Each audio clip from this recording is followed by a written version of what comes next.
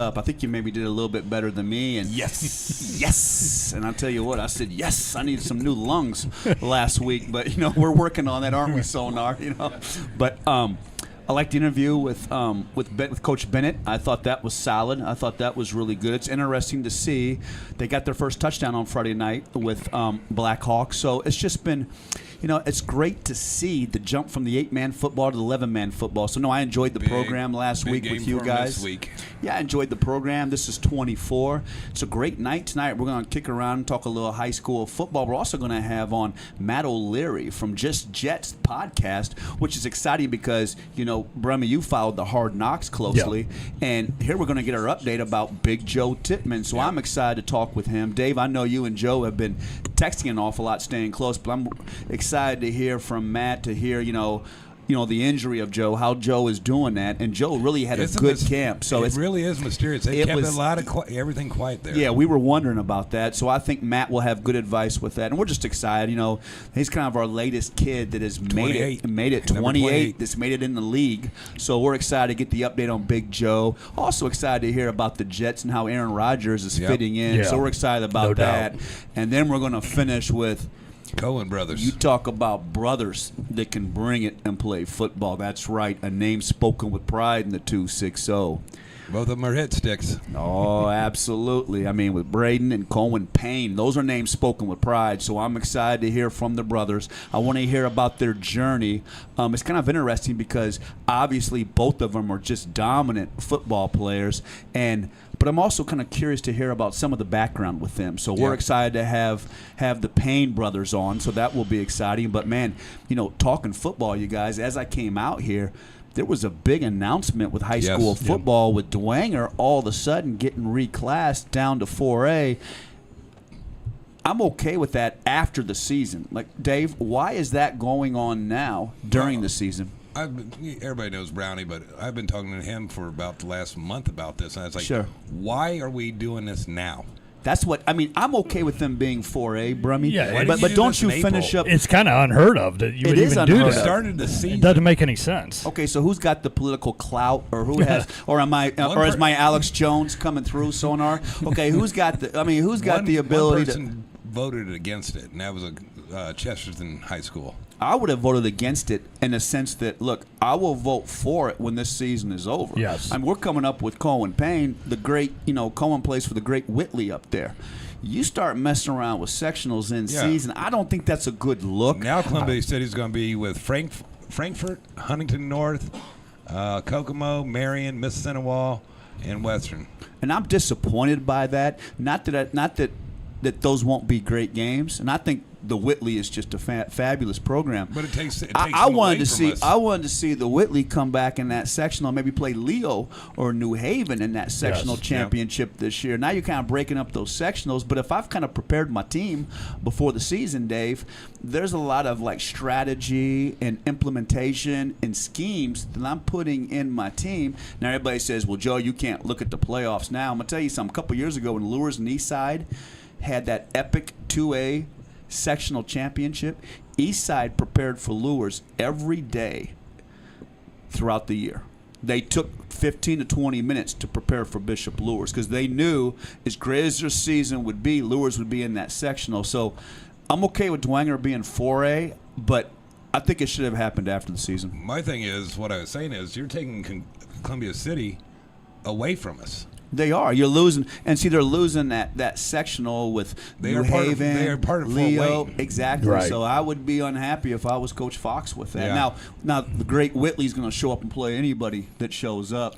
And watching the tape on Leo and Kokomo, I think it's a different Kokomo team than what the Whitley faced last year in the regional. But I just never heard of that, Brummy. I've never. No, heard of I mean, we were already a week into the season, and then all of a sudden, seriously, man, in all your years. No, I mean, have you ever seen anything like this? Nothing like Never that. saw I mean, it, yeah. it always happens. They reclassify depending on their, enrollment, Right. and that's done at the But end you of the knew that in spring. April. Yes, and then and you go through the season without that, and then all of a sudden now we're gonna pull the plug, and we're gonna not pull the plug. We're gonna say, hey, it's okay. It doesn't make any sense, and I think I would hope that Dwanger's coaches would be like, hey.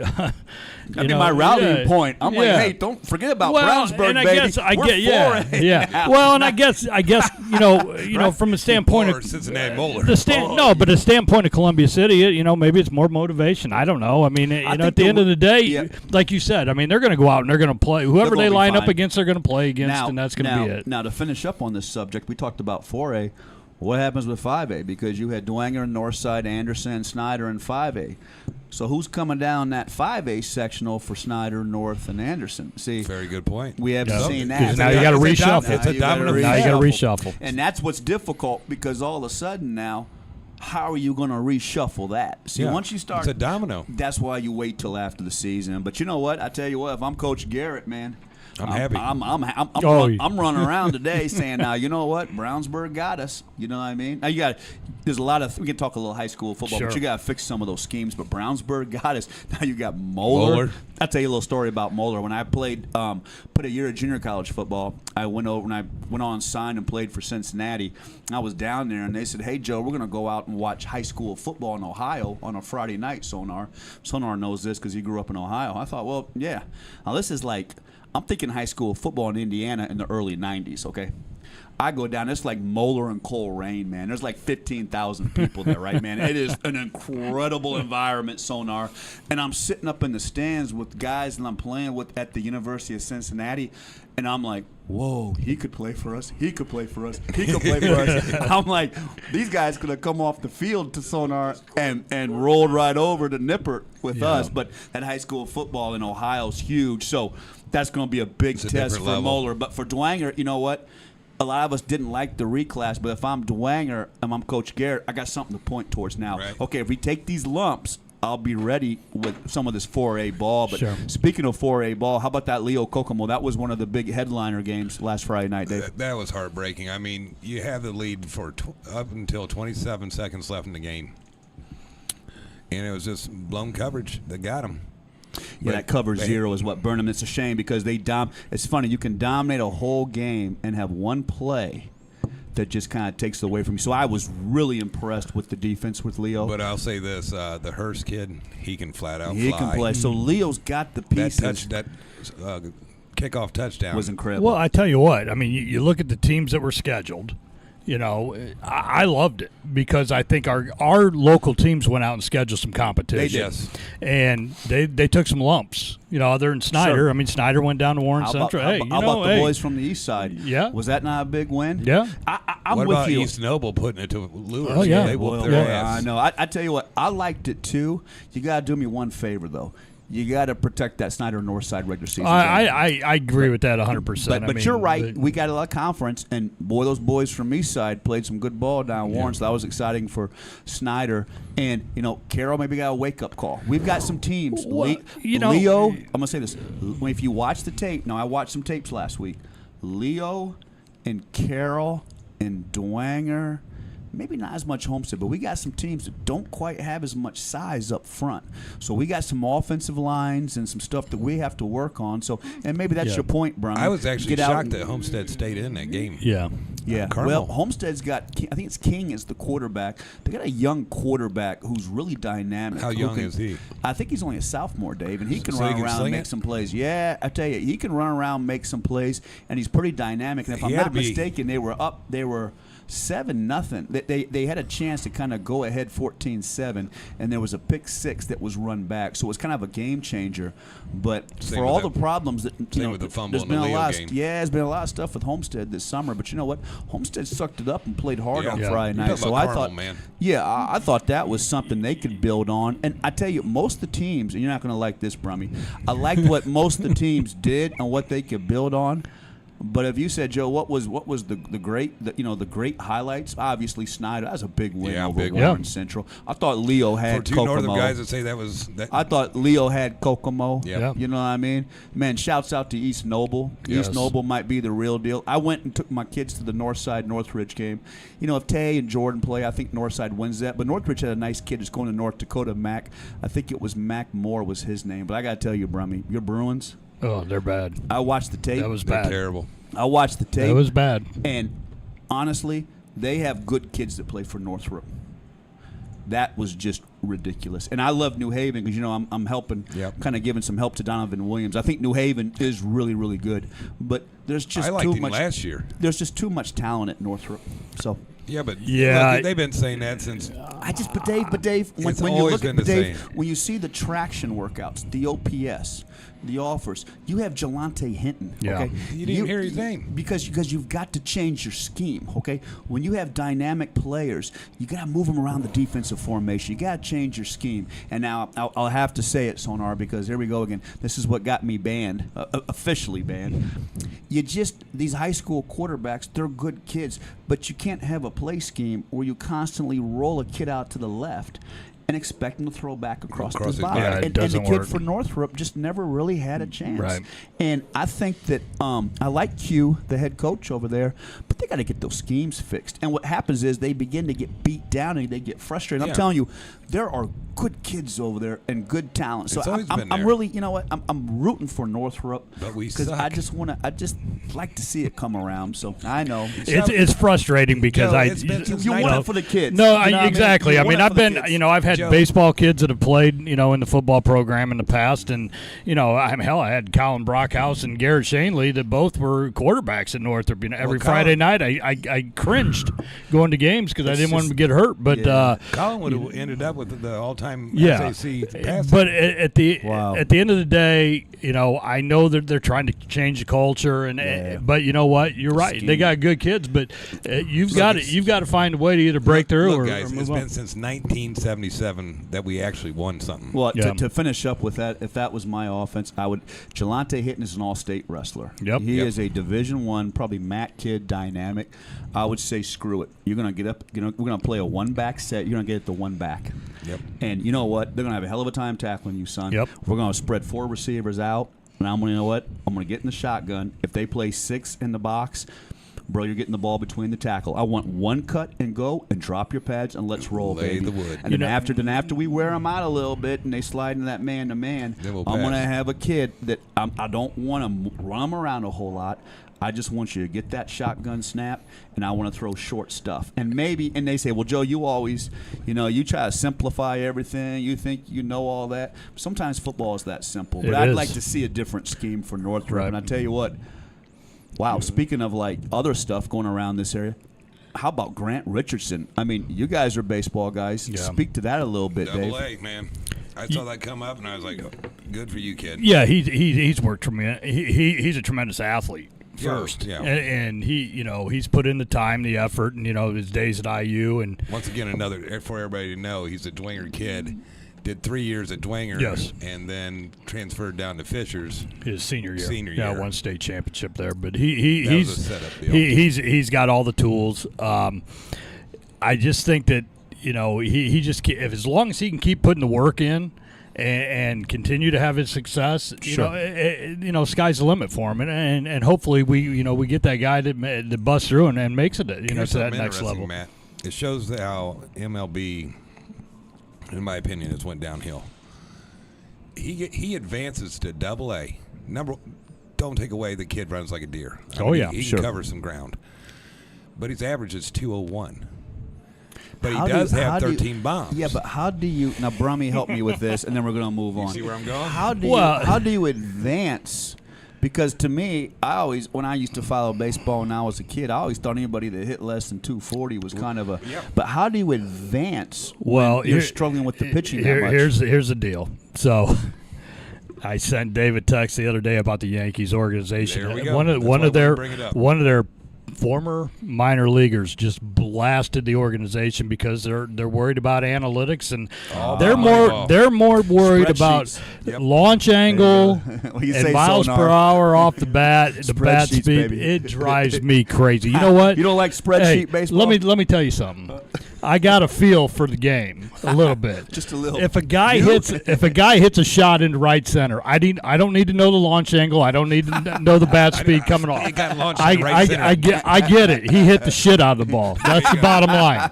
All right? That's all I need to know. So let me get this straight. The state champion high school baseball player and one of the most distinguished high school coaches doesn't like analytics. Huh? I don't like any of that stuff, man. I tell you what, it really spreadsheets, right? I mean, it's I'm a just CP, like, oh my God, it's like the other day. Chinese food, spreadsheets, screaming at the news. That's the fun. Here we go. Baseball looks so exciting that you got to bring numbers in it to bring it back. Oh, up, come right? on now. That's right, Sonar. You know what's bad though? It's like I always felt like watching a pitcher. We yank pitchers after 4 or 5 innings now. Yeah. And it's like, whoa, they've seen him 3 times. Well, hell, they ain't hit him the 2 times that he's faced him. Why the hell are you taking him out after the 3rd time?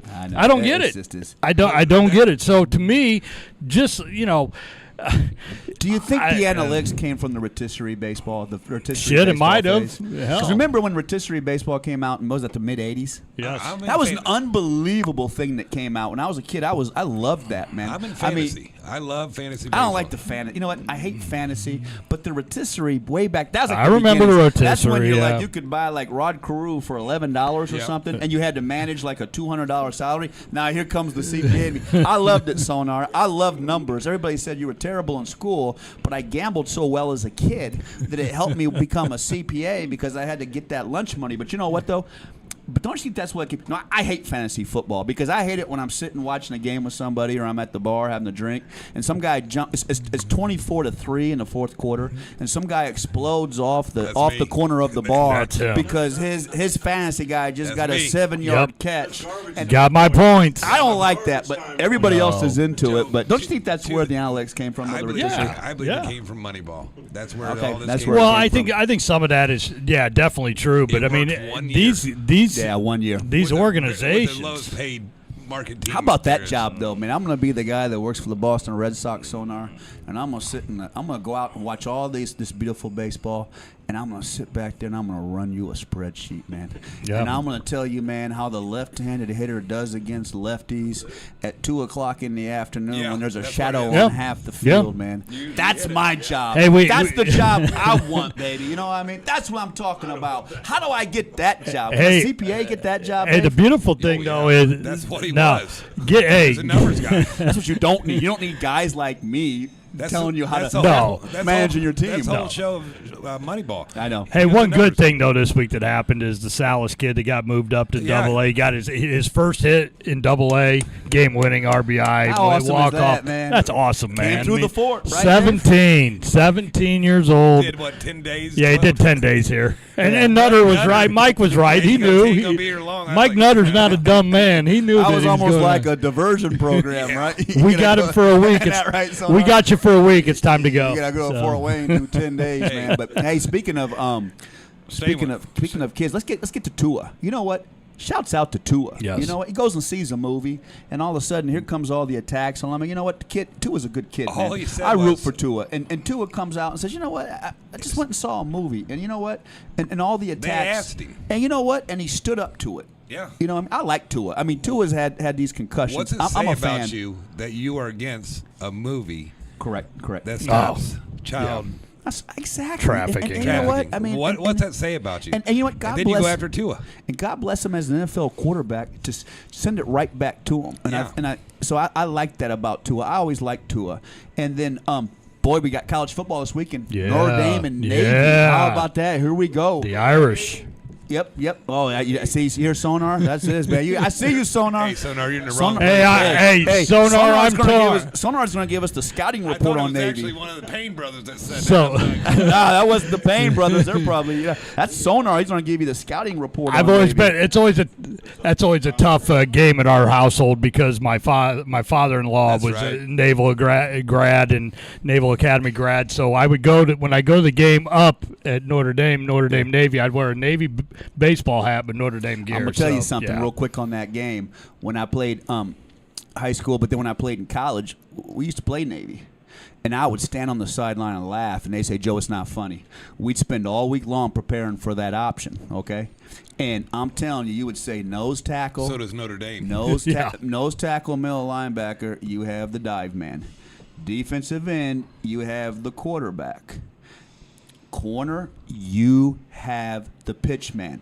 What it's called is assignment football. So all week long, Payne boys, all you week listen to long, this? they know that. They Cohen and Braden know that. Assignment football. So now, all week long, man, and I would always say, man, it's not going to work. They said, no, Joe, it's simple.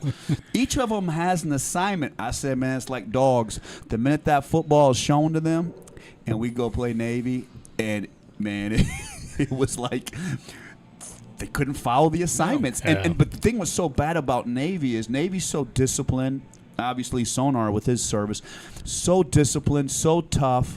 And what would happen is you'd have a whole week to prepare for Navy, so it was nothing like you ever prepared for.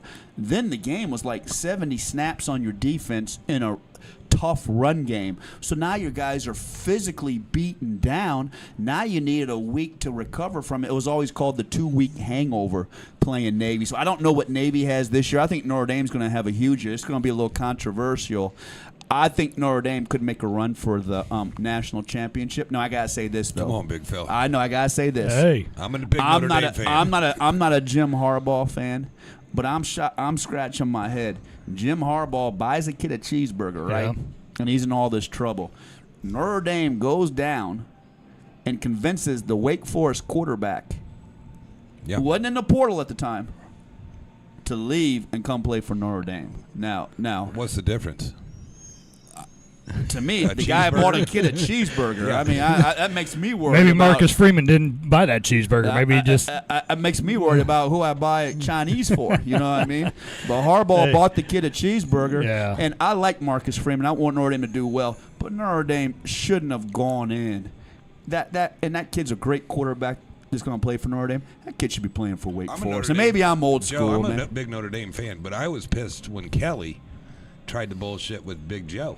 Joe had already signed. He was ready to go, and then all of a sudden Notre Dame starts you know what, the kid is decorated at Wake Forest. He's their quarterback. I mean, and to me, the mark of a great college coach is coach him up. Can you develop a quarterback? So, but he's there, and I'm going to tell you what, Dave. If you're a Notre Dame fan, you were going to see a phenomenal kid slinging the football, aren't you, Brummy? You're going to think this kid is so good. Yeah, I'm excited. So everybody's excited. I mean, he's there now, so we can talk about spilled milk. He is going to be tremendous. Notre Dame could be a dark horse. With him and Estime in the backfield, running the ball, and Tobias Merriweather's improved dramatically. So should give they always have a tight end. So it's going to be good. Wrap this segment up pretty quickly here. They're going to next summer. Mets are going to retire Doc and Daryl's number, which is shocking that it hasn't been done yet. Right. Otani got shut down yesterday. He's done. Yeah. UCL. Contract year. UCL. People are still talking that they want to pay the money, though. Yeah. Which is shocking, but this will be his second. Who Tommy knows? John. Yeah, it's pretty tough to do both. Also retiring is Strasburg. Yeah. He hasn't pitched since June 9th of 2022. In 19, he signed a $254 million contract over 7 years, so he got 4 years out of it. Unbelievable. Yeah, that was kind of a guy that was supposed to be the next, kind of Nolan Ryan, and just, injuries, and again, whether he was abused, with coming up through the college or high school, college, and all that, I don't know. But he had all kinds of arm issues. So, well, I'm sorry if you're throwing 100 miles an hour, something's going to happen. Yeah, and he's been doing it since he was in college. So, luck is ironically, he's lasted this long. Yeah, So absolutely. Will. Trey Lance, GM says he's worst trade ever. Should have drafted Justin Fields. Yep. Too bad. I root for Trey Lance, but Trey Lance is in trouble. Yeah, they're not. They can't even shop him when they drop him at third. Right. When you go to third string, and you're a number one pick, no, they can't shop him. Right. He will probably get moved from maybe like a 7th round pick to somebody. And lastly, don't want to get too tied into politics, but last night, Trumpster. $200 million now. Number one, $204 million is probably higher than that, but it's the number one viewing of anything over Michael Jackson, over Oprah, all over Super everything. Bowls. Wow. I mean, he did what he wanted to do. So what you're saying is they were playing for second last night. Yeah. Yeah. Well. So that's all the time that we was getting at. I want to get to our podcast, get on with the show. What are you drinking, Matt? Yeah, Matt, what are we drinking? Well, hey, we're drinking tonight the Hoosier Game Day Lager, and this is by Upland Brewing. Smooth tasting lager. It's awesome. Proceeds from the sales of this will go to the Indiana Scholarship Fund. So it's really? So there'll be some sales that the proceeds go to the Indiana Scholarship Fund. This is out of Bloomington? They're out of Bloomington, yeah. And so they've partnered with Indiana on this beer, and I was wondering how they got delayed. Well, hey, and then 5 Star Distributing, who is my employer, and proud to be an employee of this company, and a second dad and Stan. Yeah, they we got this out into the market last week, so just in time for that week from Saturday beatdown by Ohio hey, State, huh? hey, you'll be able to drink a few of these. They're gonna drink. That point spread's 30 right now. Ohio State and Indiana. You know what? These are gonna go down real nice. I'm sure these will be drank a lot in the parking lot, across the field in the grass field. What you gotta do is this: the beer. I had the beer. The beer is delicious. Yep. It really is. What they gotta do is they gotta get those in Ohio State's locker room before the game. Get them all liquored up. What you gotta do is you gotta get those quarterbacks and say, "Man, have a few of these." I said that when you pop this open, it should have the Indiana fight song. That's the only thing I missed on. But no, it's a smooth tasting beer, and like I said, real happy. 5 Star Distributing is sending this out. Shouts out. Yeah, and Upland Brewing, great brewing company down there in Bloomington. So thanks for supplying this tonight, and we're enjoying it. I put out a tweet recognizing them. So Yep. Awesome, man. Tell you what, beer and football go together. Yes, sir. You know what else goes together with football? Podcast, baby. And I tell you what, there's your segue. Matt O'Leary's going to be coming up next. Just Jets pod. He's very good. Is his pod, and what we want to say is JETS. Let's go, baby. So coming up next, the great Matt O'Leary. I'd say that in my life. On the Just Jets podcast, coming up on the 260. Good shit, guys. Hold on. Wait till you're clear.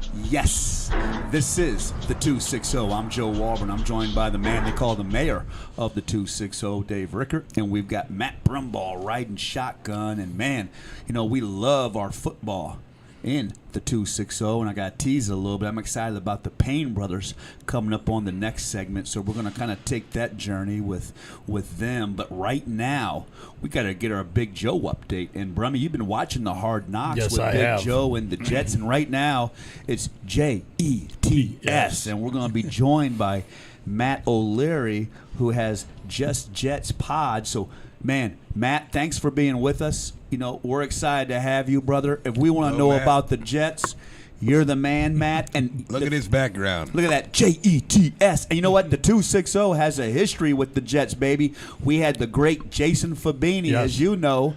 And then, Matt, 25 years later, same high school, same area. A kid that we refer to lovingly, Big Joe Tippmann comes along. So we're hoping, Matt, that Joe can find a spot. We're hoping the injury, we need an update from you on the injury, hoping he's okay. But we're just so proud and excited. He's number 28 in our area of guys that have played in the league. And that's what I was telling you, Matt. When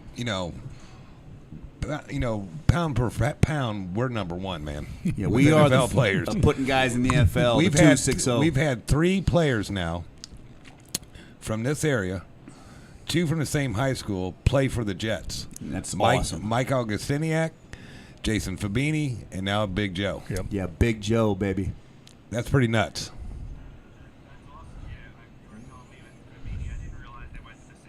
Yes.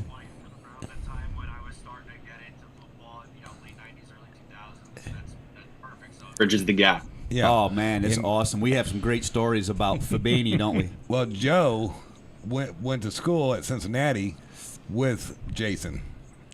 University of Cincinnati. Jason was 6'7". He was the quarterback. I watched Jason at 6'7", over 300 pounds, once run a 6-minute mile.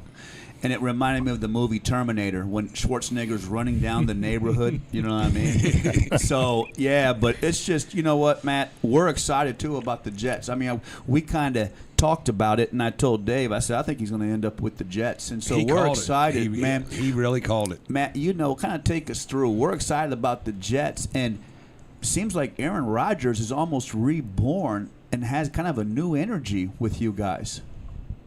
Yeah, it really feels that way. It's so exciting for us here with the Jets. They have the longest active playoff drought right now. Yes. It's been 12 years since they've been in the playoffs, so fans have been just itching to be relevant for a really, really long time. And you know, last year started out good.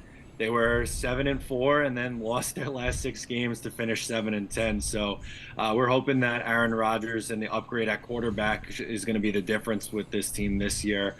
But yeah, expectations are pretty high, and you know, I think rightfully so. They had last year a great defense. Their offense just was Yeah, defense was awesome. Defense was awesome. And you guys drafted a kid from my school, Sauce Gardner. And Sauce never gave up a touchdown. A lot of people thought, man, we don't know. But he was kind of, Matt, he was kind of like that. He's about, 6'1", 6'2", about $180, $190. Kind of that rangy NFL corner.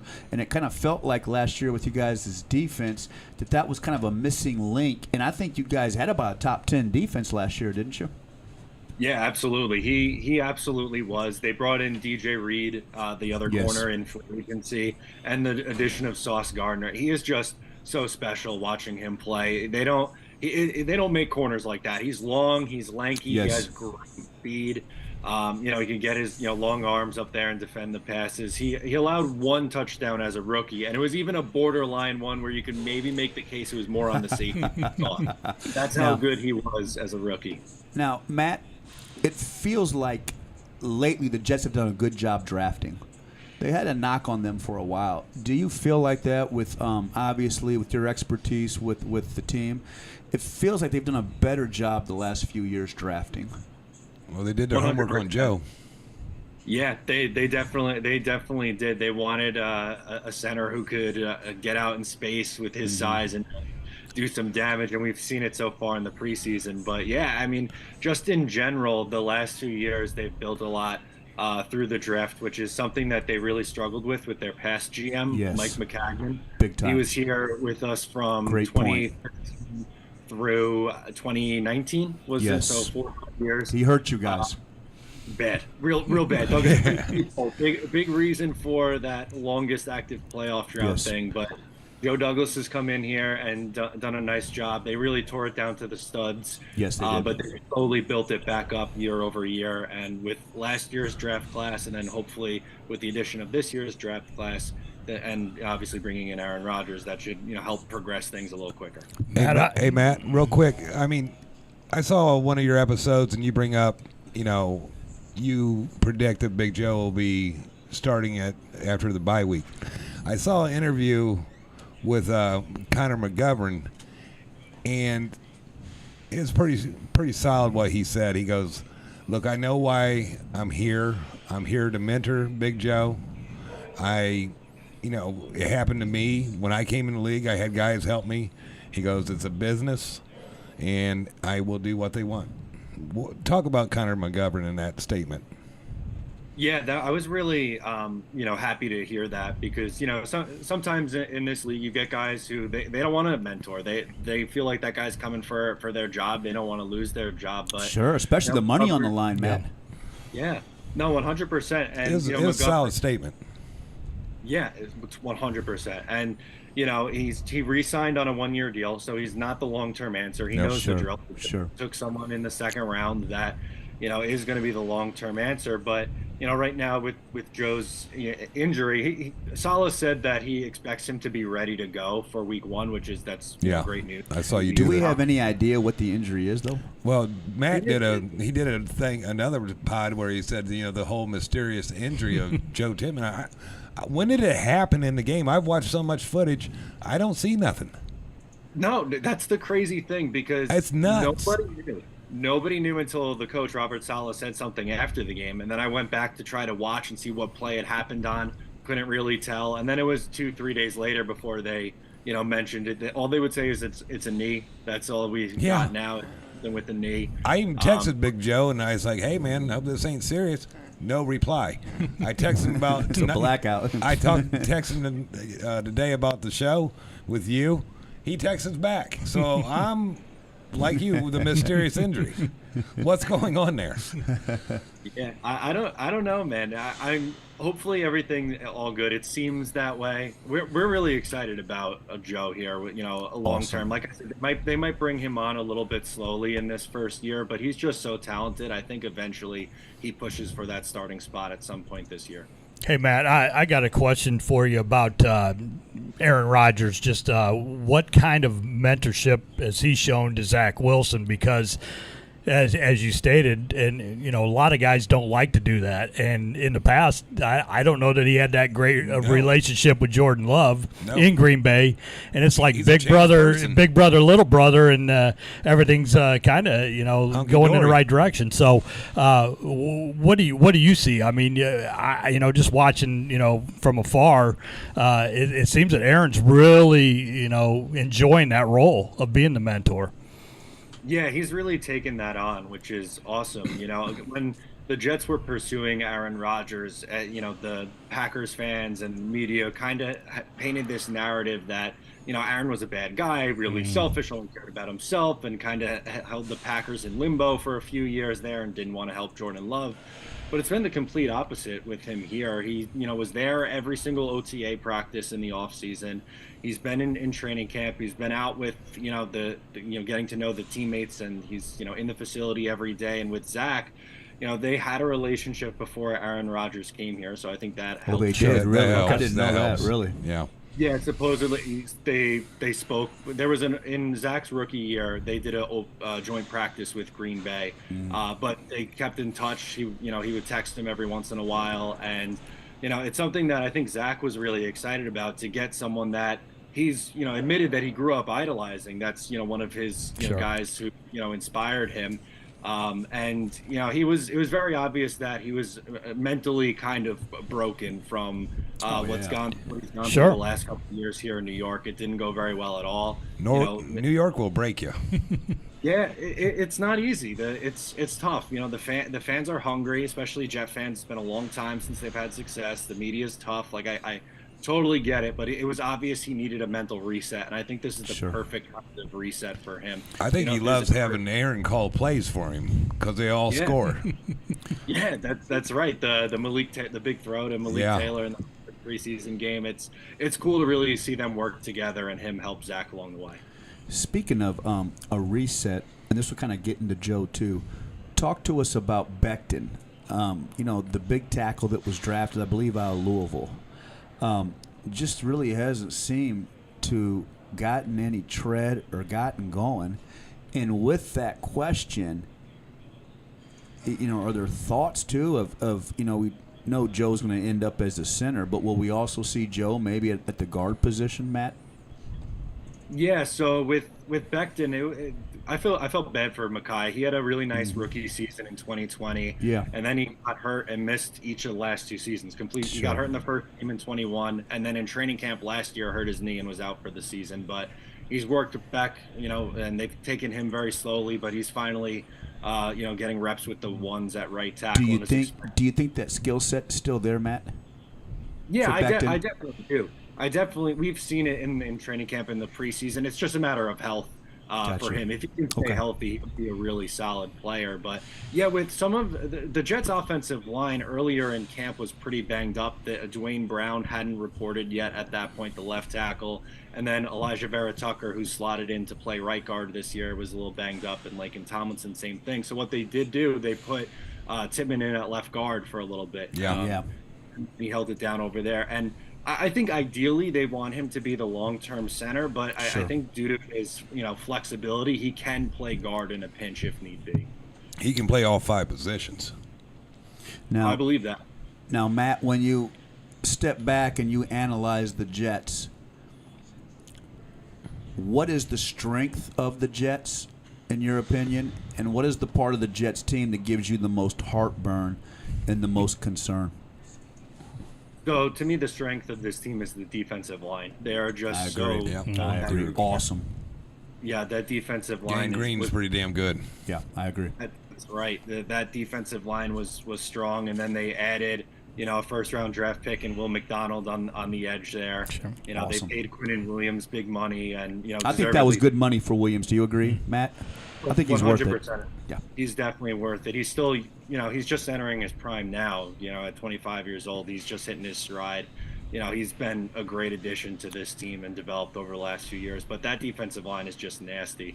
Honestly, the thing that scares me about this team is the offensive line. Not that they don't have talent there, but Becton's injury history, that's a question mark.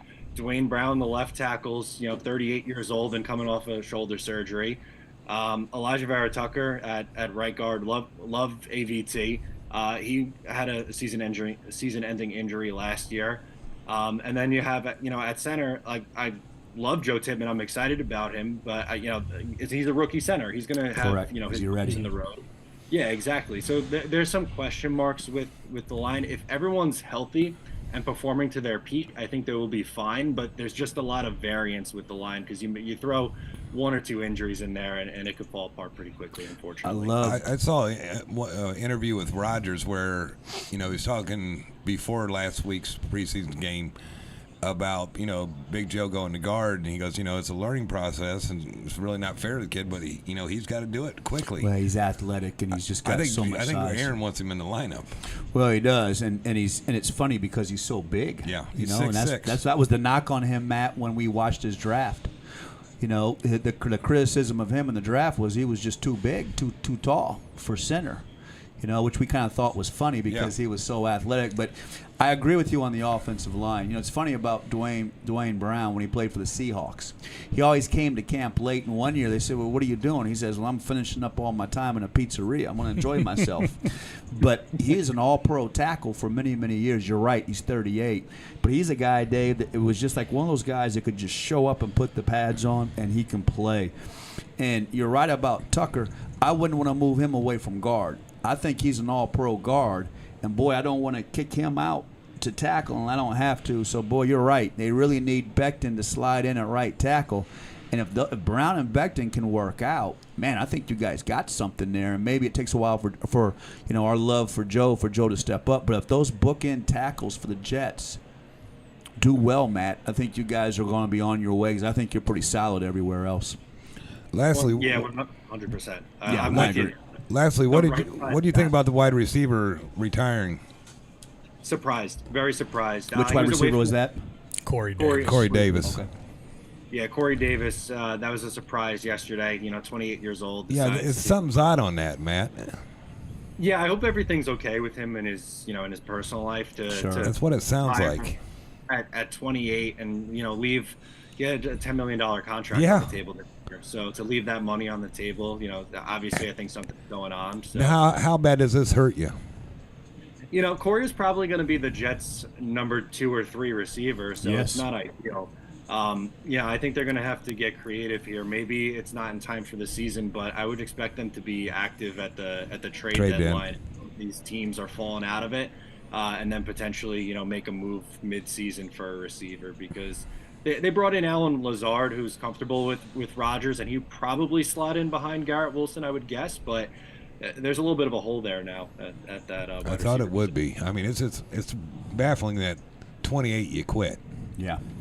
No, we know that all too well with Andrew Luck around here. So. Yeah. We don't want to get started on that's that. still hurting us. Night before, wasn't it, or something Yeah. like Yeah. that, or the Yeah, week about a week week before. before, Yeah. maybe the week before. Yeah, we haven't recovered yet. Today's the anniversary, so yeah, it's misery. You're a little bitter, huh? Yeah, a little bitter. Matt, now you're out east. When you sit down and watch the Jets, man, what's that football meal that you go to, man? Is there a place you love to eat out there and watch the Jets, or is there a dish? Because when I think of football, man, I think of, beer and podcasts, but you can't help but think of food. What's that dish, man, or that food that you love to sit? If it's Sunday afternoon at 1 o'clock, it's the Jets and the Patriots, man, and you're looking for some type of dish or something to eat. What are you eating, Matt? I'm a big wings guy. I'll get some figured. buffalo wing. Yeah, there we go. New Buffalo York. wing, What's the best wing place out there you like, Matt? So I usually go at the spot called The Local. It's in Babylon out here on Long Island. No, let's go Long Island, baby. Wings on Long Island, man. That's awesome. Yeah, there we go. I'm a Long Island kid, and that's the best wing spot that I know of. I love getting their stuff on game day.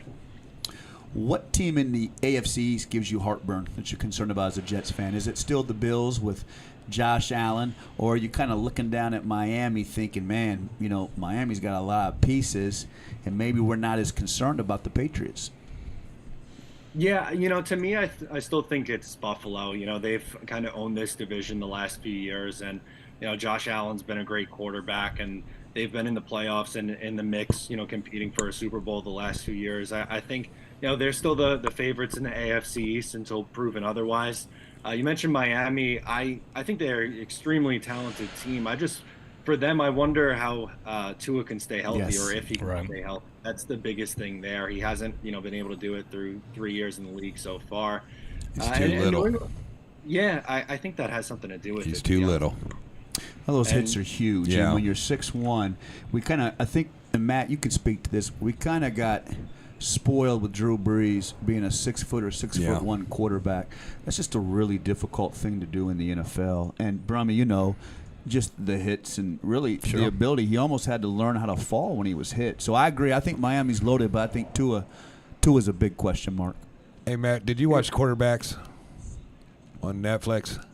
I thought it was fantastic. I loved it. And that's what Joe's talking about. Those hits that Cousins takes, they're in the same spot every time, and the sounds that guy makes is just unreal, man. That's Payne. Yeah, I have a lot more respect for Kirk Cousins after watching Yes, that. The hits, yes. getting back up. I think he gets a lot of unnecessary hate thrown his way a lot of times, but he's a gamer. Yes, he is so a gamer. And he bet on himself every time. Made some money betting on himself. I don't know where that little Lake Michigan beach house is up on the west side of Michigan, but how they had that secret door, Matt. Yeah. And they opened that secret door, and you walk in Into his shrine. It's like the Kirk Cousins Hall of Fame. And I saw that, and I thought to myself, that was the little look behind the door of Kirk Cousins. That was the secret to Kirk Cousins, was how competitive. Yeah. He is. That's a guy I bet when you were a kid and you played checkers or something, you beat him in checkers, he was probably pissed off. Yep. I mean, just that competitiveness, Matt. Yeah, and you need that to be an NFL Yes, you do. quarterback. Yes, you do. Yes, you do. It's a certain mentality that you have to have, and I think that's why these guys are so successful. He has the drive. Well, I'll tell you what, Matt. The last time you guys played in the AFC Championship game, I remember I was sitting down at Tubby's watching it. I think the Jets were playing the Broncos, and Vinny Testaverde was the quarterback. And if I remember right at the time, before he had passed away, his father was having a lot of heart problems. So his father would get so excited watching the game, so they told Vinny Testaverde's father, you can't watch the game. So he had to kind of like check in and get the reports. I think it ended up maybe it was a 10-0 game or something, but that was back when the Jets, won some playoff games. So you guys, it's been a drought. But, man, there's still a lot of good memories with the franchise. Yeah, that was back in '98. Oh, my Vinny gosh, Testaverde. sorry. That was a while ago, man. It's a long time ago. He's a Long Island guy, too, Vinny. Vinny, I always heard great things about Vinny. Yeah. So he's a little bit of a local legend here, too, being from Long Island. But Yeah, they were he in is. with Rex Ryan and Mark Sanchez. They went on a couple runs. They had some good runs, Yep. yeah, absolutely, man. So, tell you what, Dave. Hey, man. Last question though. Last question before we wrap up. In your opinion, Matt, kind of give us the scouting report on Big Joe. Give us some love on Big Joe, but also, kind of project when you think Joe will maybe line up, start in that offensive line. When do you think that might be? Do you think it is going to be the center position? Kind of, we're so proud of Joe. Joe's worked so hard. Give us a little bit of your analysis and the scouting report on our boy from the 260, Big Joe Tippmann. Yeah, he's shown how dominant he could be in the run game already early on in training camp in the preseason. We talked a lot about his size and his strength, and just being able to get out in space is what gets me excited. They set up a lot of screen passes too when he was in, and just seeing him, move and take care of the linebackers, out in space. Really, really impressive stuff. I think by the bye week is a good time. I'm going to stick with that prediction. They have a pretty early bye this week. I believe it's week 7. Right? Week 7. Okay. Yeah. So I think maybe around the halfway point in the season, they make the switch. He's been so good. Initially on that the first unofficial depth chart, he was listed as the 3rd center, and some fans freaked out. They go, "Oh my God! No, you took this kid in the 2nd round, and he's behind Wes Schweitzer and all this." And within a 2 or 3 week span, he played so well in the preseason. They bumped him up and he was splitting reps with the one. Love Joe. Well, he had the most snaps before last week, and he had the most snaps of anybody on the line. Yeah, and he did a lot with it. He looked very, very good. He was splitting time with the ones, and I think it's only a matter of time before he comes for McGovern's good job. Okay, last question. Putting you on the spot. Look in your crystal ball. How many wins this year for the Jets? What's that regular season record going to look like? Ooh, I'm going to go 11-6. Let's go. Nice. All right, Big let's fella. go. I see you. Yeah, I see you. Let's go. Hey, man, I really want to. I'm very thankful you took the time to be on our show, reaching out to you, talking with you. I love watching all your work. Good work. Very thankful, buddy. Sure. Thank you. Thank you so much, guys, for having me on. Really appreciate it. Thanks, Matt. Yep, thank you, Matt. Jets, baby. Let's Jets. go. And Big Joe. And I tell you what, we love our football, man. And so thank you, Matt. It's a pleasure to have you on the 260, and all the best to our guy, Big Joe Tippmann, Dave, yes, right? sir. Yeah, I mean, when the coach says week 1, expects him fully ready. There's just something weird about this. I think He might be ready. Yeah. Might be ready. Ready. What do you say? Ready. Yeah, he's ready. Speaking of ready, We're ready for everybody's Payne ready brothers. for the brothers. That's right. A name spoken with pride, Payne. You know, if you love high school football, you love some of the great brothers. How about the Smith brothers? You know, that's a great pair of brothers. But you know what? We got another great pair of brothers coming up. That's right. It's Braden and Cohen Payne up next on the 260.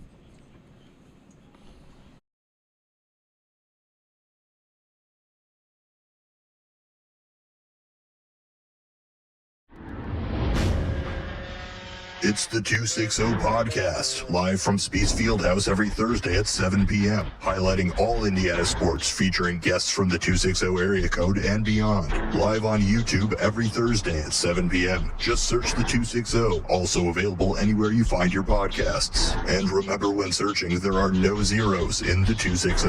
It's the 260 podcast, live from Speed's Fieldhouse every Thursday at 7 p.m.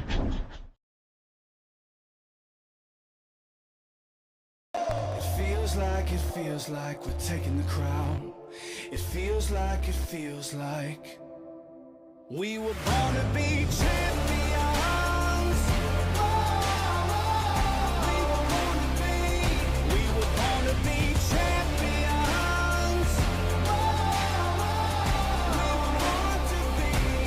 We were born to have a name in the lights, 'cause we're taking a ride to the top, to the top. Born to be champions. We were born to be champions.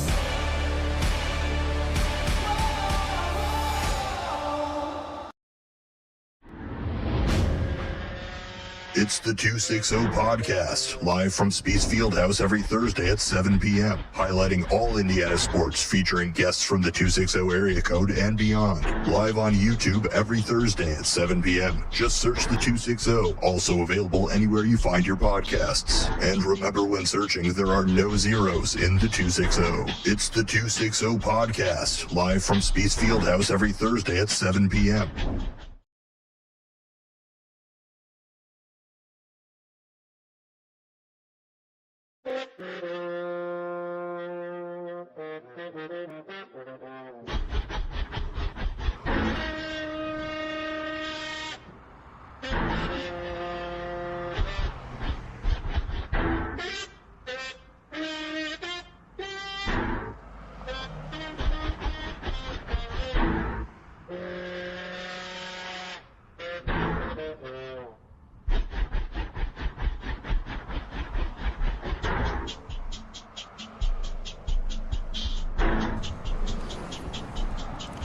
Yes, this is the 260. I'm Joe Walburn. I'm joined by Dave Rickert, and we are football in the 260. And we just got our Joe Tippmann update, and now we are excited to talk football with a couple of great brothers. We've got the Payne brothers, Braden and Cohen. And guys, thanks for joining us on the 260. No problem. It's a Thank pleasure you. to have Thanks you, for having man. us. And Thank let's you. go, baby. I tell you what.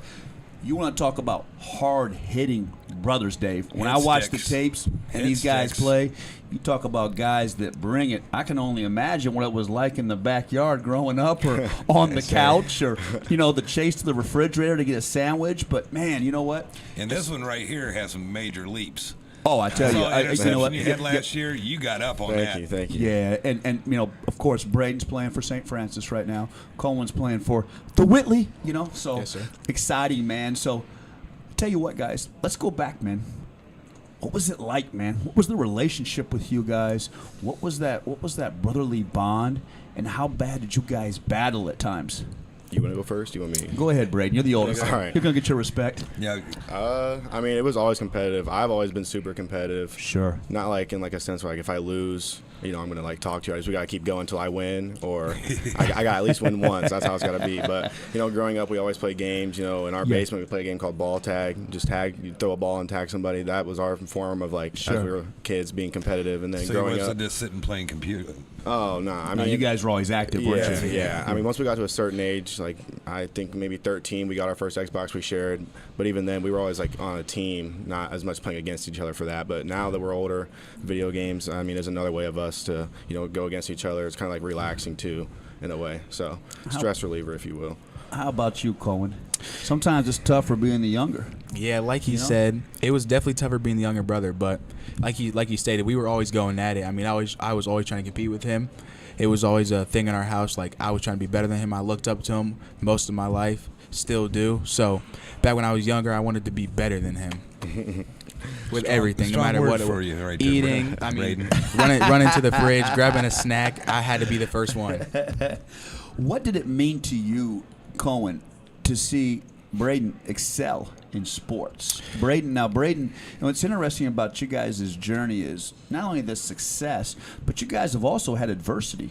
You know what I mean? Whether it was going to different schools and different things you've endured and really learning, that independence that you guys had to find. So for Cohen, what was it you to really look up to Braden? Because when I was doing high school football in Summit City Sports, I loved going out and watching Concordia and Coach Manigault and watching Braden and those guys play. So how did that help you and kind of mold you into becoming the player you are?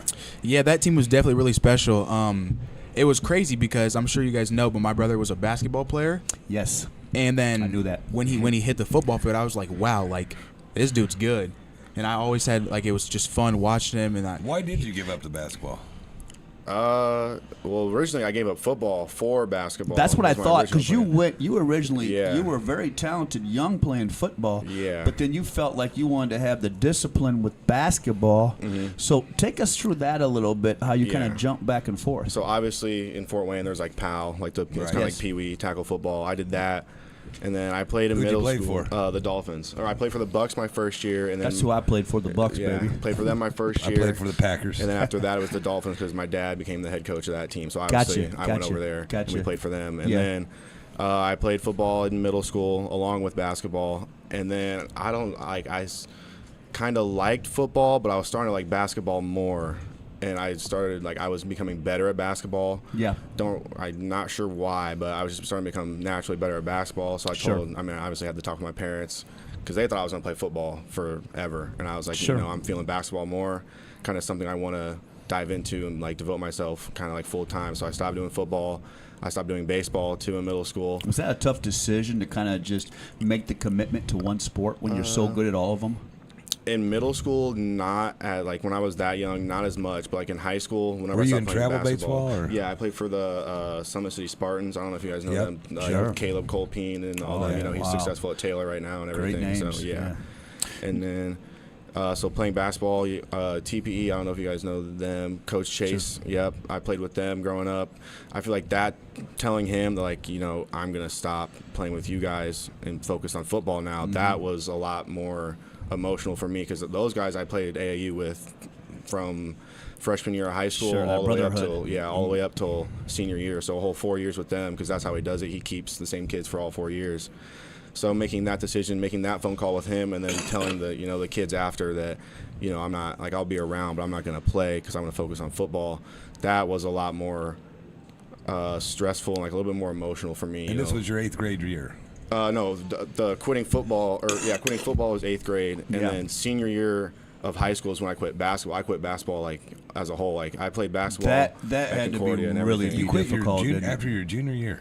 Senior year. You didn't play his senior year in basketball. That's what I'm saying. Your junior year was last year you played. Basketball? Yes. Yeah. I mean, you couldn't finish it out? No, so I finished my junior year of basketball, and I broke my collarbone as well. So coming back from that, that didn't really. I was fully healed by then, and then so senior year came around, and we had the basketball tryouts, and I had made the team, and I had just and this was after obviously we're done with football, high school football. Sure. I had made the team or whatever, and this was when college was starting to pick up. I was starting going on visits a little bit. Oh yeah. And I had made the team, and I literally think maybe the day after, the day before, I talked to Coach Brockman. He's the basketball coach there now, head coach there. And I pulled him aside, and I was like, I love basketball, but if I'm starting to love football more with college picking up. I don't know if I want to go and play basketball and have the chance of maybe hurting myself. And then, And you know what, Dave? If I could, now you correct me if I'm wrong, Braden. What happened was, Dave, Braden was an absolute late bloomer in high school, a dominant high school football player, and that I loved watching him play that last year on the gridiron. You know, Indiana All-Star. You know, I mean, so Dave, so here comes a kid who's a really good athlete. You know, kind of focusing on basketball. All of a sudden, he comes back to play football, and we're all blown away. We're like, okay, where did Braden Payne come from? And then all of a sudden, the junior into the senior year of football, just dominant. Coach Manigill always did a nice job getting all that out of the kids in Concordia. Right. And all of a sudden, Braden's here at the senior year, and we're all saying, man, Braden's a big time. Braden can play college football. And so I think that's probably kind of what led to a lot of that. But quickly, before we get to Cohen, I want to ask you this too. You guys, you know, you got a wonderful mother and your stepfather, and you guys have ties out Southwest. Yeah. Why Concordia? So originally I wanted to transfer back in middle school. Sure. So I think it was the summer of 7th grade is when I first brought it up to my parents, my mom and my dad. Sure. Obviously. And then my original from there, like where I wanted to go in middle school, I just wanted to go to Maple Creek out north, which Carroll. which would have been Carroll. But the more I thought about it now, just maybe it would have been the same, just a different name for the school. Because I mean, Maple Creek, Woodside, Carroll, Homestead are kind of the same thing, just different areas almost. Yeah, I think today they are. I think you made the right choice with the football and going to Concordia. Yeah. Concordia is a program, Dave. When I used to go out and do the games, I always admired Coach Manigill, and I always felt like Concordia was a tight-knit program. They always had about 15 or 20 dogs, and then you didn't have the depth, but those kids stuck together. And you can spotlight yourself real quick if you're a great athlete there. And I thought the kids developed real good, so it was interesting that is kind of your journey through Concordia now to St. Francis. Yeah. And here comes your little brother. Your little brother, we kind of wondered where you were going to play high school football. Now, if I'm not mistaken, you formed that relationship with Showtime Stratton Fuller, as Jake Smith calls him. We had him on the show on the draft night. On draft night, and then you guys kind of formed that relationship. So kind of talk to us how you ended up at the Whitley. Yes, sir. So, watching my brother play football at Concordia, I was like, all right, I want to go here. Sure. So, all based off influence from him, I was like talking to my family, and I was like, I'm not really a fan of Homestead. And then they were like, all right, you can go to Concordia. That's now you're not a fan of Homestead. Now your mother's husband Dirk. Yeah. Her brother Ryan. Yep. Holly. He's the all-time sack leader at Yes, Homestead. sir. So you better. Yeah, he's a playmaker. He's a playmaker. You know what? He's teaching my son, and shouts out to Ryan Holly right now. Sonar, he's teaching my son for the Lions pass rush moves, and my son says, "What do you think?" I said, "That's the all-time sack leader at Homestead." You got to learn from somebody. Yeah. So when y'all are over at Thanksgiving fighting over that piece of turkey, you better watch it with the Homestead. Go ahead, but again, why the Whitley? You know, playing 7-on-7, that's how me and Stratton got to know each other. Wow, so it was 7-on-7 Yes, is sir. where you Yep. formed a relationship. Yep. Fascinating. So 7-on-7, I was playing with him. I had another kid on my team, Landon Fazio. He goes to Columbia City too. Yes. So we were all talking, and I just formed tight bonds. Like out of everybody on our team, I was always the closest with those three. Wow. And we got to talking. And I was like, they were like, "Why are you at Concordia?" And I had already wanted to transfer, but I wasn't sure where yet. Sure. So they started talking, and they were just like influencing me and like showing me around, being like really good people. And I started to fall in love with like what they have over there. Coach Fuller, he coaches at Columbia City. Stratton's dad, Coach love him. Fuller is great. Coach great Fuller guy. was a star over at St. Francis. Lewis is a football man, Dave. When you look at a football man, the 260, I think of Lewis Fuller. Yes, sir. Yep, he's a great guy. Helped me a lot through this whole process.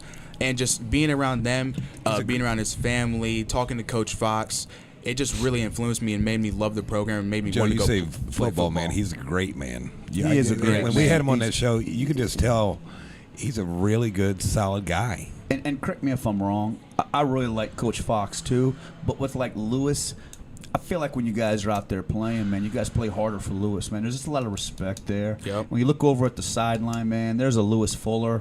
I think Coach Fox, Coach Fox, it was tough up there for a while, but I give Coach Fox a lot of credit, man. He really kind of changed some things, and Weathered did the some storm. different things, and you know what? Getting the I think- population up is a big help. and he really kind of found himself as a coach. But it just seems like your timing up there, man. What a season last year. Exactly. And you talk about catching a wave, man. It just felt like your timing at the Whitley is appropriate. And now this year, you're moving up to corner, aren't you? Yes, sir. I think that's a good move. Coach Fox and I discussed that in the offseason. I thought, you know what? You were awesome last year at safety. I loved your skills at safety. But to go on and to play college football or play major college football, I would have moved you up to corner too, because I told him, I said, look, you can put Stratton on one side, Cohen, Payne on the other. See, Dave, I can play man-to-man on my defense. Now I can load up my big guys in a 4-4, and I'm good to go. Yeah. I think that's where you should play. Yes, I think sir. you've got tremendous ability. I don't want to get Braden in trouble, but I think that you can play major college football, and I think you, if you want to. Now, I love Coach Dowling. I love St. Francis. I'll come out on Saturdays, and I'll plant the flag. You've got the ability, when you are ready, in talking with your family, you can bounce up. Now, I don't want to put you on the spot too much, but I'm assuming that's something that you probably are talking a little bit about with your family, because I think you are what we call a late bloomer. I think your best football is still ahead of you. Sometimes guys peak in high school, Dave, and then you'll have a kid that comes along and picks up the game, is learning the game, and I'll do the game, and I'll think to myself, that's a kid that can go on and continue to develop that skill set. I think you're still at that curve. Braden, don't you have the second fastest 40 on the team? It might be. Or are you first? I'm first or second. I know. That's right. Don't take that. I'm first, Dave. Last year, I think the kid that was first, I don't think he's on the team anymore. So technically, So you are first now. Yeah. I know for sure I'm at least second at minimum. I mean, but. we're thinking about, talking about bouncing up or this or that, but take a moment, talk about what it means to play for St. Francis and the great Kevin Donnelly. Yeah. So obviously, I moved here late. I mean, I moved to Fort Wayne when I was I think 9 or 10, and then Coach Didier, who's there now, I think he was playing at the time, or may have just graduated when I moved. But he's known me since I was a kid. I didn't really. Great coach. Back then, I'm iffy on the memories, but he coached me in flag football when I was a kid. So he's always known me growing up in my family, and being at the YMCA, I was always there. Sure. So getting to reconnect with him and kind of talking about our past obviously helps a lot. And then just being in Fort Wayne, still being around family, 10 minutes down the road. Now talk about your family, because you guys got all kinds of great family now. Once in a while, I'll look on Facebook and I'll see all the pictures, man. And Dave, it's always just a cluster of kids and family. And you know what it looks like, man? It looks like a lot of love, man. Talk about that a little bit, your expanded family. For sure. So we met them 7.5, 8 years ago now, I think, somewhere around there. And, obviously meeting the whole new group of people is definitely something that we were not, ever thinking would happen. And that's the whole Holly family that came into your life, right? Wow. It's wonderful, man. So going into it, things have progressively obviously gotten better. Things are amazing now. Kind of, it's just great, a habit, second nature almost. Yeah. We've been living in the same house for 4, maybe 5 years now. Yep. So you've really gotten that stability. Yeah, so now things are really good. Good foundation. Great family background. Yeah. Can't say enough about your mom. You know what I mean? And man, it's just interesting, man. Yeah. And what's funny is you guys have really gotten independent, kind of coming to your own. You guys got some other interests too. I'm told you, Braden, are self-taught piano. Now, I don't know if I tell the opposing team on Saturday that but you know what? That's why you have such good hands, Joe. That's impressive. Take a moment. Everybody's like, Joe always wants to talk football. I want to hear about self-taught piano. Okay. So I think it was back in COVID, or not, maybe the end of COVID. At my dad's, so my mom and dad, they live maybe 5 minutes apart, literally connected that's neighborhoods. Nice that they're close with that. Yeah. And she has had we got a new house. She's had a piano there since we moved. I don't know why it's there, but it's just been there.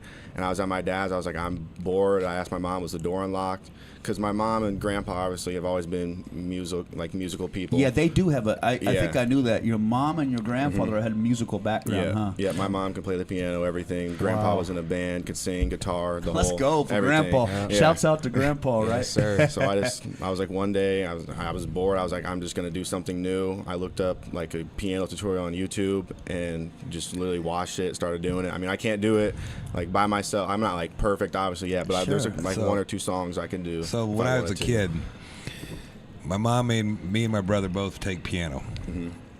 Because You took piano. listen, Dave Reichert took piano. some guy in her high school Piano? was a great basketball player, Yeah. and he always said it was because he played piano. Well, technically, when you play piano, your hands are like this. So when you go to shoot a basketball, Wow. So that's kind of like what? so here's the problem. Had this old lady, German lady, and she was mean. Would she smack you every She'd time? have a you- ruler. If you didn't have those hands Let's as go, perfect, man. She'd just smack her. So I played probably 3 Better years. play right. You played 3 years. Yeah. 3 years. Yeah. You did it by yourself? Wow. That's impressive. incredible. Man. Yeah, I'm not Are you obviously the gifted best. or what? I see. That's my family says. There's a lot of things like our family does, like activities, like just random stuff that like It's fun, I can man. just do, and like they It's ask fun, me, they're just though. like, why can you do this? I was like, Yeah. just do it. I Do guess you this is what I find do. that Like, That's pretty- now? Do you play often? Sometimes. I mean, I haven't recently just because camp and everything. I normally get home and I'm just lay You're in bed, like, exhausted, I'm but dead, but when yeah, you but if you ever like have a moment where you want to Yeah. relax a little bit, that's it. See, I can that's play- fascinating. That's what I love about the Yeah. 260. I'm It's 52 music. years old, and I can play one song with my right hand, and that's it. Was it Star Wars? No, The Entertainer. Oh, the entertainment. And that's the only thing I can do, and it's only about 2 lines that I can do. Yeah. But- I you can't see- imagine you doing that, man. I'll give you that, man. Absolutely, That's but you know pretty what, hard. that's fascinating because you know what, with the pressures of college football, It's a release for him. The degree, it's a release, and here he is, picks up music. Now, People don't understand. I say all the time to younger kids, you don't understand. I don't care what level, NAIA, 1, 2, 3. Being an athlete in college is very, very hard. oh, the time management, huh? Brother? You The have time you management. have no time. yeah. All right, now for you, I've heard you're into like the electric guitar, but what's also interesting about you is your love of Are you guys aviation. going to start a band or Yes, what? sir. And you know what, Dave? He has a love of aviation. He has a grandfather. Good for you. And mention your grandfather's name. He was doing some flying with his Yep. grandfather, Jeff and Roberts. Jeff Yes, Roberts. sir. Shouts out to Jeff Roberts, baby. And Cohen has developed a love of flying. My stepfather was a pilot. He always wanted me to get interested in it, but I didn't really have the passion, and I never really. My vision was ever that great. But he always said, "You either." To be a pilot, you have to love it, Sonar. Yep. And I'm Hey. hearing that you have fallen in love with aviation. Hey, Cole, Yes, before sir. you get going on that, old Matt over there played with a guy named Tony Jones at Northrop High School. Oh yeah. Was he All-State? Yep. Tony? Yes. All-State basketball player. He had his pilot's license in high school. Really? Yeah. Then he yeah. goes to Purdue, plays for Purdue all 4 years under Gene Cady, and he was a commercial pilot, Yeah, he flew Yep. for United Airlines. United Airlines. He's probably retired by now. Yes, sir. I mean, that's the plan. That's honestly the plan. Is that what you want to go pursue in college? Is aviation? Yes, Look sir. up Tony Jones, man. That's okay. So when did that love come about? Was it flying with your grandfather, or what was the moment, the pivot point that love came about? I would say honestly, the first time I ever got in a cockpit, which was probably 8 years old. Wow, So fascinating. ever since then, it's just been nonstop. Like that's something I could do for hours at a time. Like studying math in school, all of that. If you give me an airplane book or you give me like a flight simulator, I could probably do that for 12 hours at a time and never get bored. Wow. Wow, that's brilliant. You know what? Go. I tell you what, that's finding what you want to do, your purpose. Exactly. You know, and you found it when you're young. Some of us, man, I mean, a lot of people, Dave, we're looking. You got that, man. And is that what the kind of the relationship with your grandfather, that kind of spur that too? Yes, I've always had a great relationship with my grandfather. I mean, love him to death. Great guy. Sure. Like amazing to me. Big mentor. He's taught me everything about sport. Like sometimes he talks to me about college and getting to college with my physical abilities. Sure. And then knowing what I want to do when I get there. Sure. So using something to get to what you really want. He talks to me about that all the time. The music. He was in a band, so of course I fell in love with that. What kind It of just- band are you talking? He was a singer and lead guitarist. In like what? Like rock, yeah. Oh, really? I think they, if I'm correct, they opened for Journey. No shit. Yeah. Oh, they Yeah. Whoa, you're serious. I think so. They opened for Journey? I'm Oh, yeah, almost he- positive. We're gonna have him on. Hey, That's a story right there, Yeah, man. he can play a lot. Man, Yeah, we he can should've play had- everything. we What was the Should've had him band on name? tonight. Do you guys remember? Friends. Yeah, I think Friends? Yep. Yeah. Fascinating. They opened And they for were a Journey, Fort Wayne Sonar. band. No. Because you guys are Where they originally been? back from like Pennsylvania. Yeah, Aren't my you guys mom. back Yeah, east? they're Yep. from Pennsylvania. Open so for I think Journey. Let's go, Pennsylvania, Tennessee, Wow. Yeah. Let's go, man. Hey, Cohen, back to the flying. You really got some. You don't feel any effects because I had a trip from hell. I say I was down in the Keys by myself, and I thought it was going to be great. She wasn't there, and it just turned bad.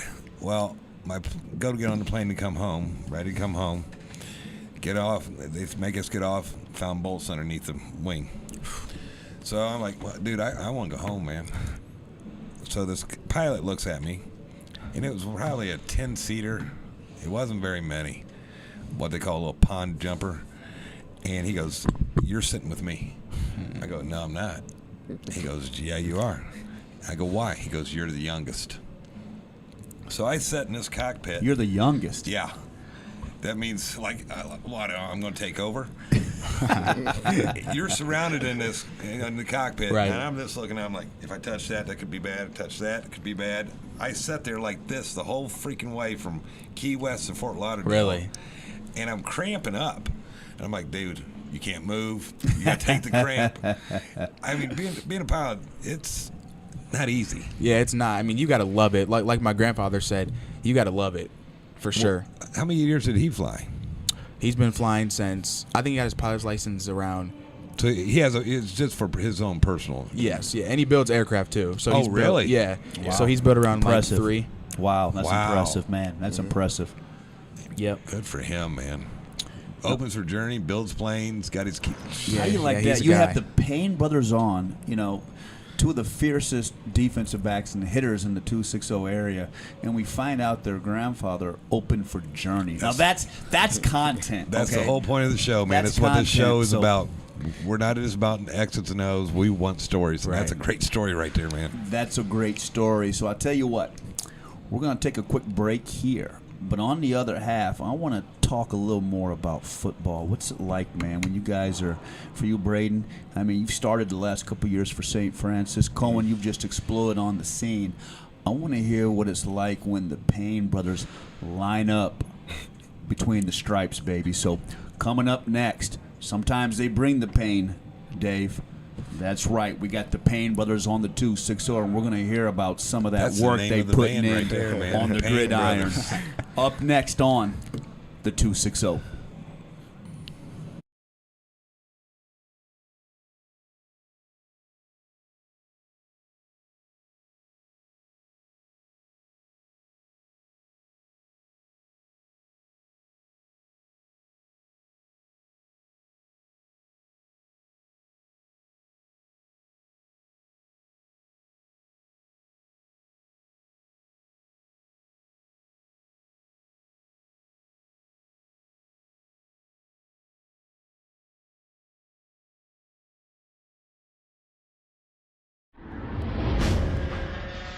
It's the 260 Podcast, live from Spees Fieldhouse every Thursday at 7 p.m., highlighting all Indiana sports, featuring guests from the 260 area code and beyond. Live on YouTube every Thursday at 7 p.m. Just search the 260, also available anywhere you find your podcasts. And remember, when searching, there are no zeros in the 260.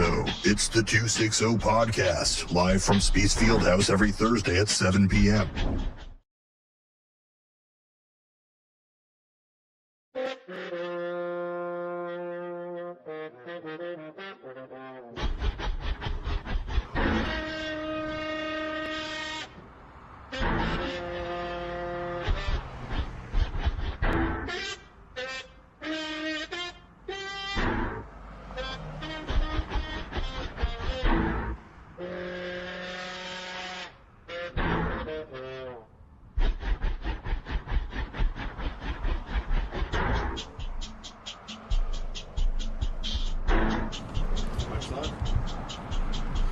Yes, this is the 260. I'm Joe Walbert. I'm joined by Dave Rickert, and it's Payne time. We got the Payne brothers with us tonight, Dave, and man, we've heard a lot so far, man. The musical background. Grandpa opened up for Journey, you know. Cohen here loves the aviation. Braden, how about you real quick before we get into the football? Yeah. What are you thinking kind of like studies and what you think you might want to do post-football? So when I first got there, I was a marketing major. Yes. And then last year they opened up a new major. It's called sports management. So it allows me to do the marketing side. But now the last 2 years I've been coaching 7-on-7. I did OPS when he was a freshman, and then I did traction. You coached him? Yeah, I coached him. Nice. Yeah. Did he listen to you? Yeah.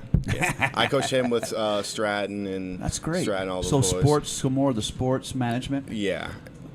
Good. Okay, now let's transition quickly with the football. Yeah. How does St. Francis look this year? And man, when you put those beautiful colors on for St. Francis, what are some of those emotions when you line up and play ball on Saturday afternoons? Yeah. I think we look good. Our defense, majority of us are returning, or most of us have already played a decent amount of snaps. So our defense should be pretty good. We should be the best in the conference defensively. Is what I think. I think a lot of people would agree with that. How's the quarterback looking? The IU Grant Gremmel. So he looks. I met him. Yeah, he looks pretty good. From what I've seen, I think he'll actually play golf with him. Yeah, I think him and Garrett Yoon. He played a lot last year. I think those two will be. I like the kid's attitude. We was talking to him. He was actually in front of us at Colonial Oaks, and we're talking, and I go, IU, huh? And he goes, yeah. I go, what's it looking like for you? He goes, well, I didn't come here to sit the bench.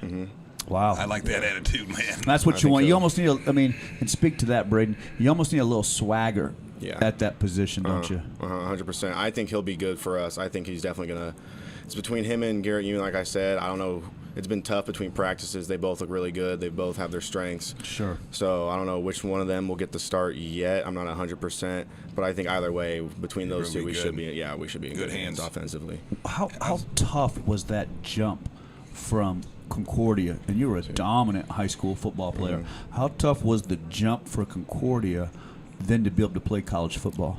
Yeah, I've been asked this question before, and I don't think it was like terrible for me personally. I didn't think it was that bad. Like I thought the kids were, just because watching TV, I've never seen it in person. Obviously, I thought the kids were going to be huge. I thought they were just going to throw me around because I wasn't the biggest. I'm still not the biggest, but after like the first. What are you weighing?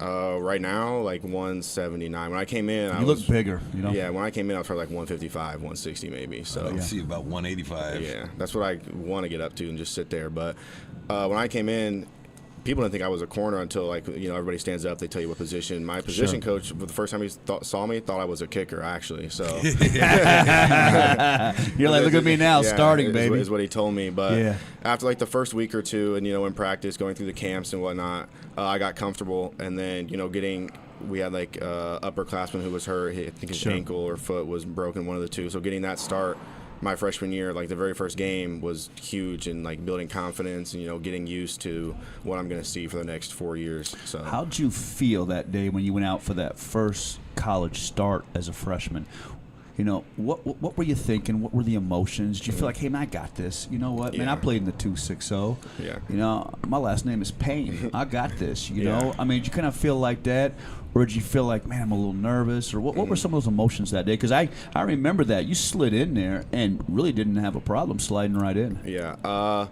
I've never been a big, like, nervous person before games or anything. I normally I'm normally, like, relaxed. I got music going. And then, going out there for that first play, that's when, the nerves started to hit. I was like, oh, okay, this is real. Yeah, this is real. This is real. Yeah, yes. But, like, after, like, the first maybe 2 plays, I was fine. Like I was settled back in, I was fine. And then actually in that first game is when I broke my thumb. I say my hand, but I broke my thumb that game.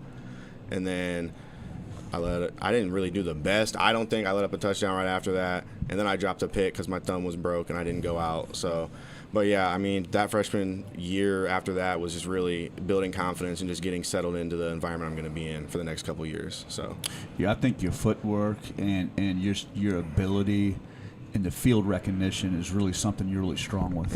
I'm going to ask you what Joe asked our first guest. Where do you see St. Francis's record this year?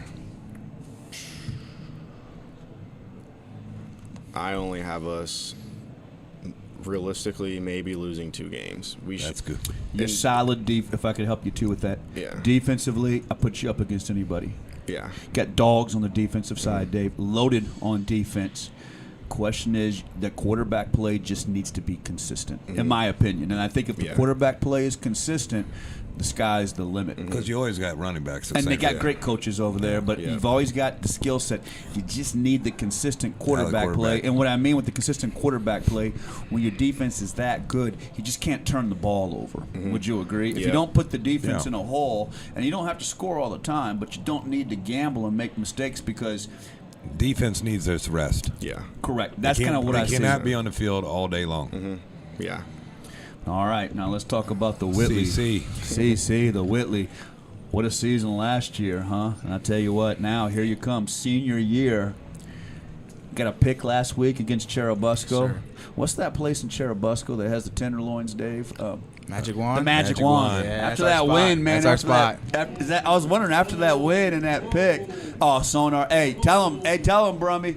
That's an Indiana tenderloin, baby. Matt loves Brevins, but that's an Indiana tenderloin. Magic Wand. I've been eating there since I was a little kid, man. So great place, but long drive there. Got the interception. Yep. Great way to start out. A lot of people were kind of wondering after all the success last year. I mean, obviously you guys were dominant, but you guys lost, Josh Harntz. Yep. The kid that I nicknamed the Sheepdog, Jack Maley. Yep. You had to break in a new quarterback this year.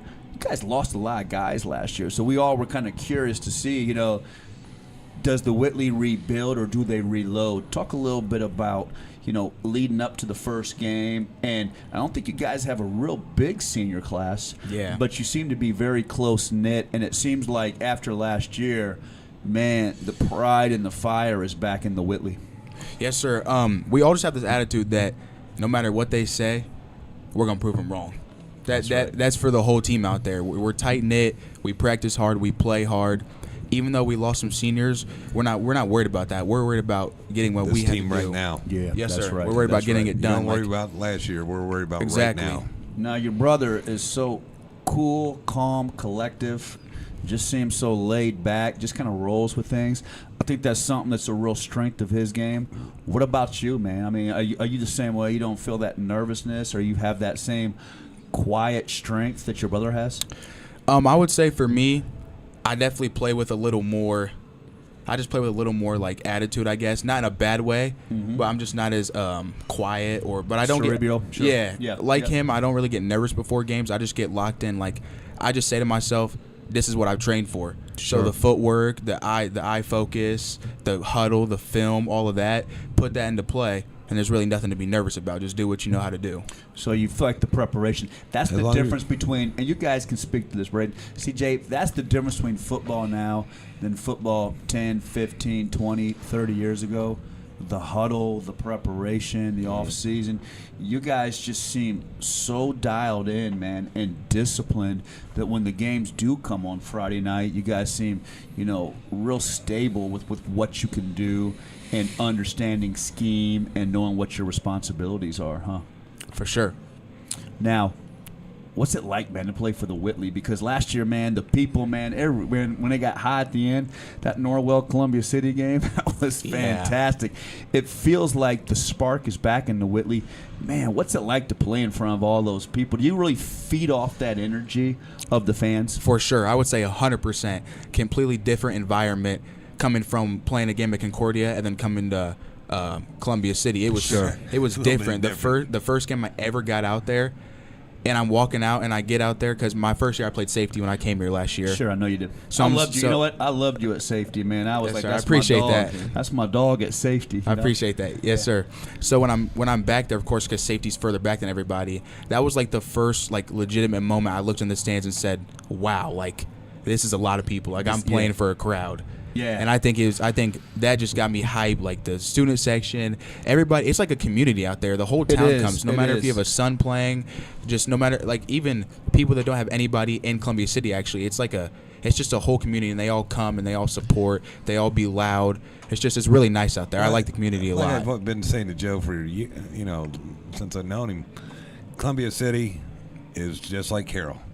You're becoming one school systems, and you're getting the population to move out here there, and now your numbers are going up. Yeah. And now you got everybody coming to watch. Growing Because Columbia City was never any good. Now they're going to be facilities. Yeah. Well, my wife. It's really nice. Wife actually, began construction, built it, but I really believe. Shouts out. They Leo, CC, Carroll, Homestead are going to be the powerhouses. I agree. And what has it been difficult to make the transition from safety to corner? I think corner is your natural position. I think corner is what could pay the bills in college for you. So I was advocating that and glad to see it. But what has that transition been like? Because obviously as a safety, you're in the back, you're seeing the whole field. You can come up and kind of sell out and run protect. Right. But when you're playing corner, you really have to be good with the footwork, understand that if I'm playing man-to-man, I really have to be cognizant of the guy I'm matched up against. Exactly. So even last year at safety, during all the practices, even though I played safety, it was always me versus Stratton. So that has really helped me. Like, oh my gosh! Always. Right. D1 kid, and I think Stratton has what the offer from Eastern Michigan. I was told the wide receiver coach. It's funny. We just had a Matt O'Leary on from the Jets podcast. The Jets had a receiver that played for them, Braxton Berrios. And I don't know how I remember it. Everybody says, how do you remember all this football stuff? But they are the wide receiver coach. That's who's up there at Eastern Michigan, who coached Braxton Berrios, as I've been told. And he is 100% having flashbacks to what Braxton Berrios was at this time for Stratton Fuller. So they want him bad. And now I know Stratton thinks, well, maybe I can get a lower level Power 5 or maybe a Big Ten offer, and we're hoping for that. But I think Eastern Sometimes Michigan. go where you're wanted. You know what, man?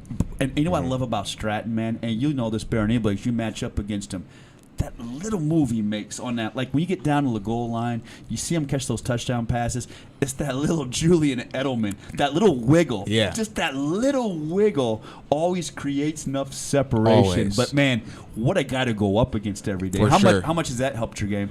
I mean, it's crazy how much it's helped my game, because now when I feel like I'm guarding somebody that's not Stratton, it's like, wow, like some dudes, challenging, but it's like, wow, this is nothing like guarding Stratton. Like I'm here, like I'm covering this pass. You know what I'm saying? Yeah. Hey guys, from the chat on Twitter or YouTube, somebody wants to know who wins one-on-one with you two.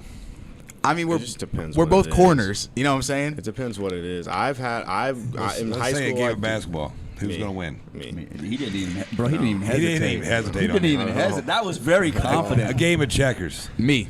Checkers. I've never played checkers. So Say I have what? Chess. Me.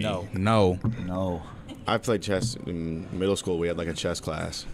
So, I haven't I played always since played then. chess, But man. Yeah. Okay. yeah. What else do you guys compete on sometimes? There's The something game. where you're hanging around. The game. Madden. The game. I'm whooping him in Madden. I'm terrible. I'm whooping him in I don't Madden. play- Tell him, Sonar. I don't I'm play giving it sports to him in games. Madden. I don't play You don't sports play. games. You know what, man? I could you know never what? do. I could never ever do it. You know what? Couldn't do it. I love that about you. You know what? You are cerebral and you are focused. I could. I I don't can't watch hear that, them. Dave. I don't play sports games. You know this, man. You guys. I tell my friends all like, do like you watching the game. I was like, no, I can't. Like I just get bored. Like I hate watching sports. Interesting. Actually, the only sport I can watch golf now. But Do you play golf? Yeah, I do. No, that's fascinating. I do. That's That's interesting. crazy. Plays Yeah. golf. Yeah. Yeah. How about you? You play golf? I be trying. I try. When I go with him, it doesn't. No, I try. Cohen, we all try. Yeah, it's not very That pretty, game but whoops your ass every time. Yeah. Anytime Okay, you so- think you got it, I got this down. I can't focus. Okay, then so when boom. so y'all hanging out, big families together, all the Hollies are together, you know. My guy Ryan Holly's over a lot. Is there anything you guys are competing or doing? Are you playing any cornhole or anything you guys are hanging out competing at? We've done we do ping pong, cornhole. Talking, he talks a lot. I don't know what else. We talk a lot, but I love them all. It's fun times. Yeah, that's fun times, man. Absolutely. Where do you like to play golf at? What course? So in Fort Wayne, the course, it's tough. In Fort Wayne, I don't know.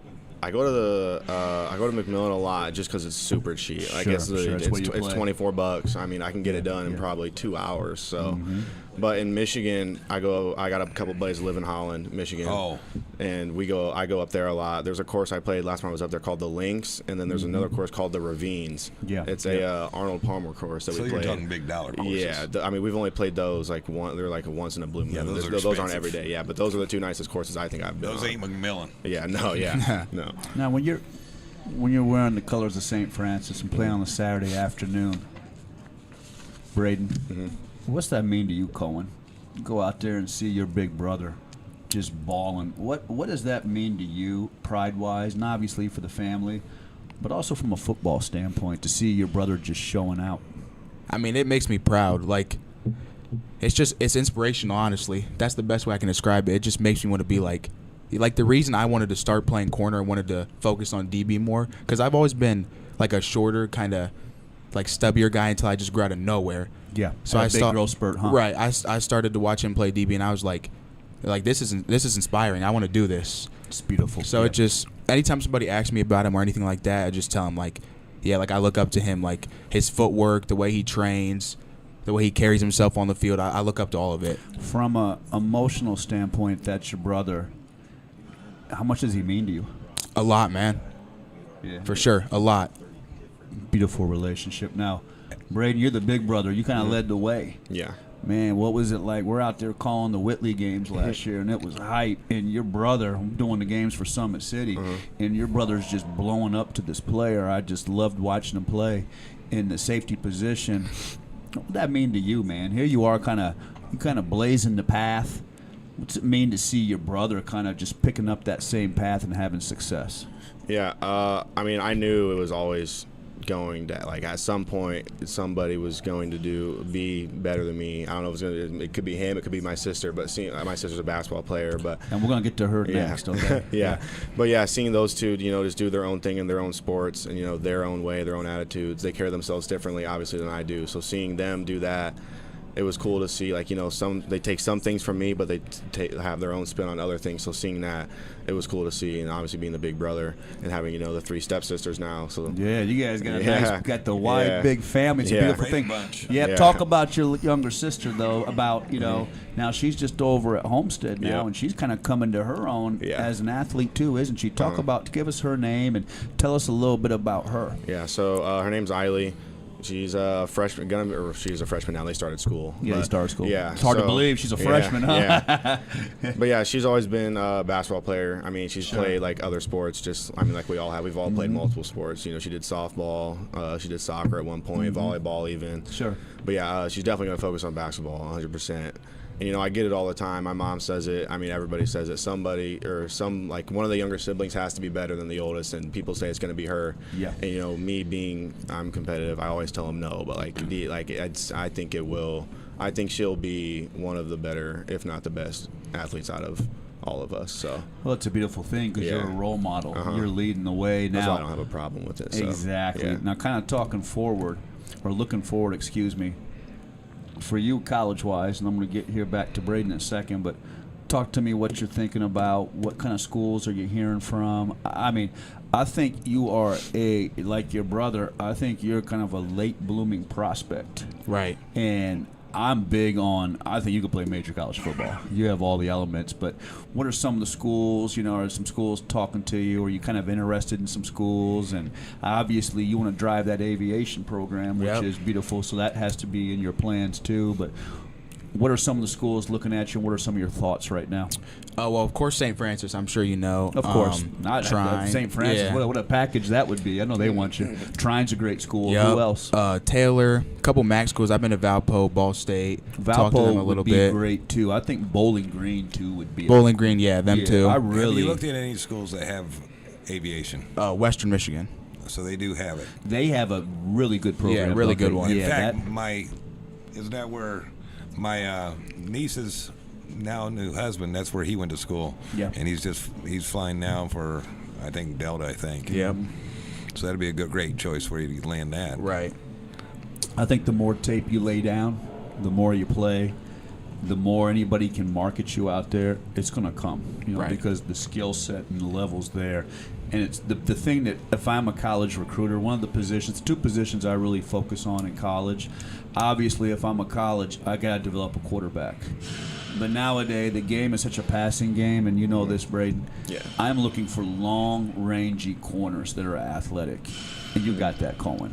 So I think if you continue to work hard and put the tape down, and again, Dave, to line up every day and do one-on-ones against Stratton Fuller, you don't have any choice but to get better with that. So I think the Hey, sky's Braden. the limit for you. And Braden, how about you? Obviously, Before you go, Joe, Braden, now the chat wants to know how's St. Francis's special teams looking? See, I think there's 2 people that come to mind that I know who would ask this question. I was know going to they're say it has watching. to be somebody So, you know. Derek Robb, he's the punter holder. It's him or it's Jake Burton. He went Shouts out to you guys. and he's the long snapper.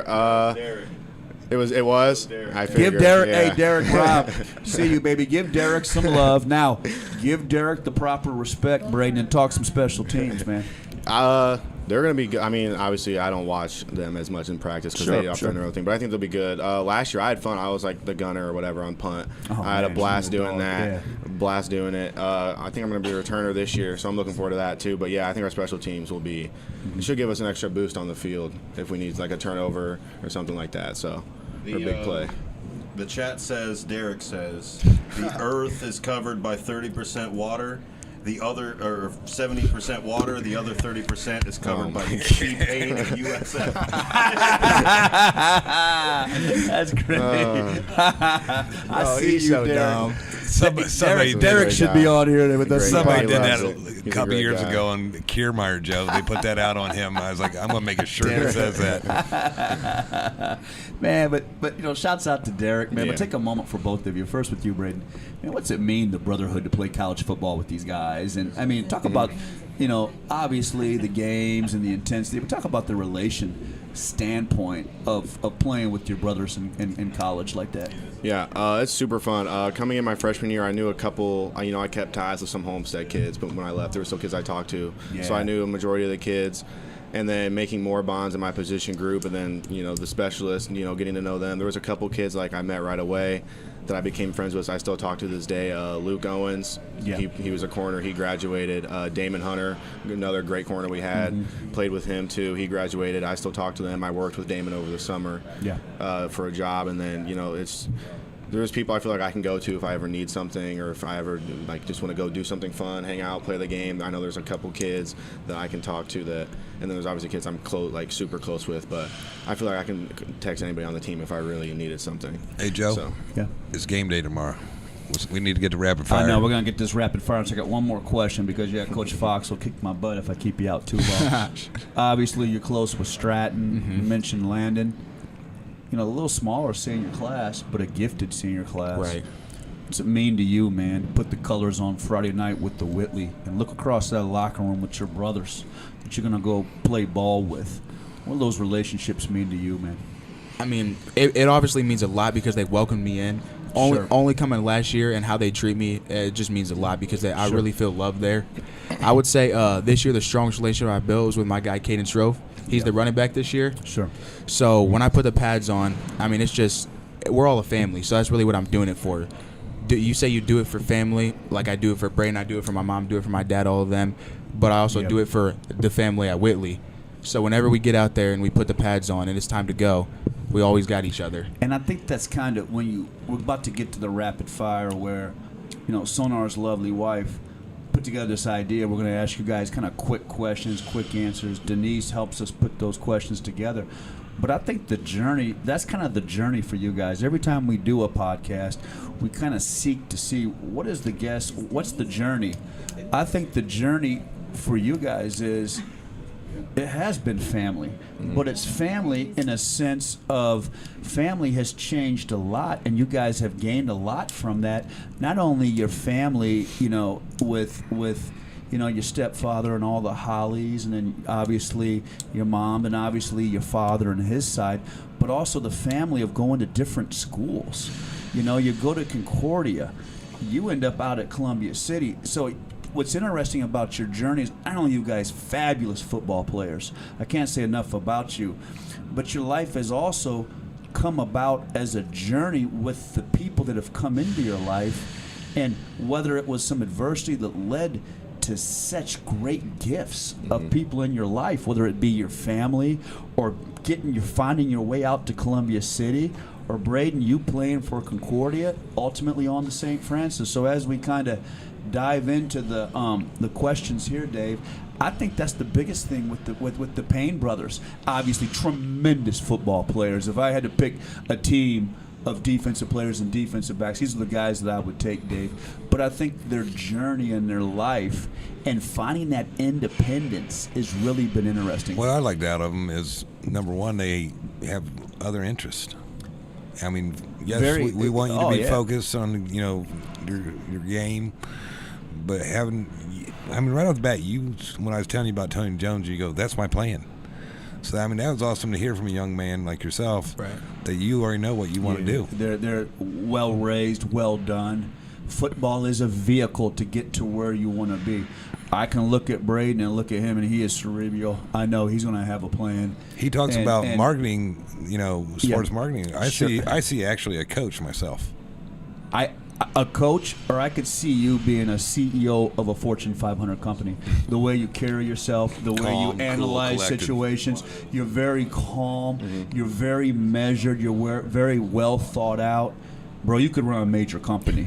Now for you, aviation, I'd fly with you, baby. You know what I mean? For sure. So, but Dave's right. As we go into these questions, it's the maturity. You guys have had a lot of good people in your life, and you can see the maturity and the independence, and you guys are winners, and it's just exciting, man. I mean, how excited are you guys? I mean, what a great point in your life, man. You're living life. You've got a wonderful family. You're having fun. Man, life's good, baby. For sure. So now we're going to get into the rapid fire. Dave, you want to start? We're going to ask each of you kind of rapid fire questions. We kind of have fun with this. Questions you both answer, okay? All right. I'm very interested to hear young people's answers on this. Wait, don't we answer at the same time? No, you're going to take turns. Okay, all right, go ahead. You got it. Yeah, you got it. What's your favorite restaurant in the 260? Oh, see, I don't eat out that much, so rapid fire, if bro. I had to say, I'm just going to go with Chipotle. Come on, bro. Chipotle. All right, I'm going B-dubs. Oh, yeah, B-dubs. Okay, if you're going B-dubs, what wings are you eating, man? Teriyaki or buffalo? Let's go. Okay, got a question for you. Okay, you're working out or you're getting ready before the game. What are you listening to, Braden? I got two songs. The first one is "I Have Nothing" by Whitney Houston. Just a relaxing song. No, wait a minute. No, wait a minute. No. Hey, whoa. Stop. No, wait. You are this dominant football player at St. Francis. You started since you were a freshman. When I think of you, and I think of Braden's in the locker room getting ready for the game. Exactly. I'm not thinking of I Have Nothing from Whitney Houston. I know, it's those people that's like a relaxing, I have a relaxing place, and I have like an actual rap playlist. Gotcha. So that's your relaxing song to kind of get now then, okay, you've relaxed, you've listened to Whitney. Now what gets you fired up? Anything by Babytron. Oh, for sure. Yeah. That's great. So okay. That's your answer Cohen, too? now Cohen, what's your first Whitney Houston song, or don't you have one? Huh? No, I don't listen to Whitney Houston. Especially not before football. But I'm going. What are you listening to, man? I'm going Babytron. Yeah. Or I'm going Sweet Old Child of Mine. Oh, let's go. Sweet Old Child. Yeah, let's go. Okay. If you could meet anyone past or present and sit down and have a drink with, Just a good music. Okay. who would it be? Michael Jackson. Michael Jackson. Yeah, he didn't even hesitate. That was close. He was waiting know for what? that. You Have know you been what, looking at my man? sheet or what? Because you answered that quick. Because that was going to be a music choice, but Sure. yeah, Why Michael Jackson? it's the king of pop. I'm gonna tell you a story. Indiana boy. I'm gonna tell you a story. Did you know that? I'm gonna tell you. Michael Jackson, yeah. I'm gonna tell you a Gary, story. Indiana. When I made all these drives back and forth to Chicago, I got a lot of ties in Chicago, done a lot of business in Chicago. Whenever I drove through Gary, I'd look at the steel mills and I'd look to the left off of the interstate, right? I look over and I see all those little brick homes. And I'd look over there, Dave, and I say, you know what? God bless America, Braden. Anything is possible. That's where the king of pop Yep. grew up, man. That's a great answer. Michael Jackson. Wow. Okay. Okay. Go ahead, Cohen. I'm either going Amelia Earhart or Jimi Hendrix. God damn. Let's go, man. You know Amelia. what? That is a fantastic answer. You make me happy.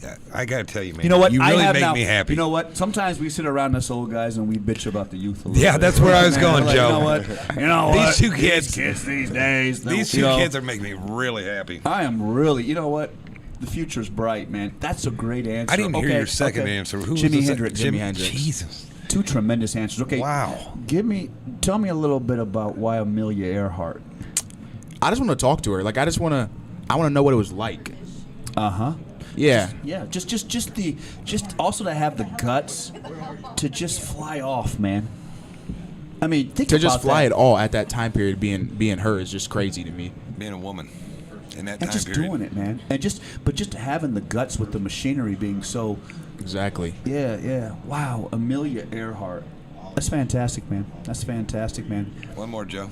Okay, go ahead, Dave. You got one more? You want me to give him one? Go ahead. Okay. You got this great, big, large family. Okay. Great question. What's something strange or something you guys do as a family, maybe around the holidays, or is there some little strange family tradition that you guys have or you guys do that would kind of set you off away from any other families? Can you think of anything? I don't.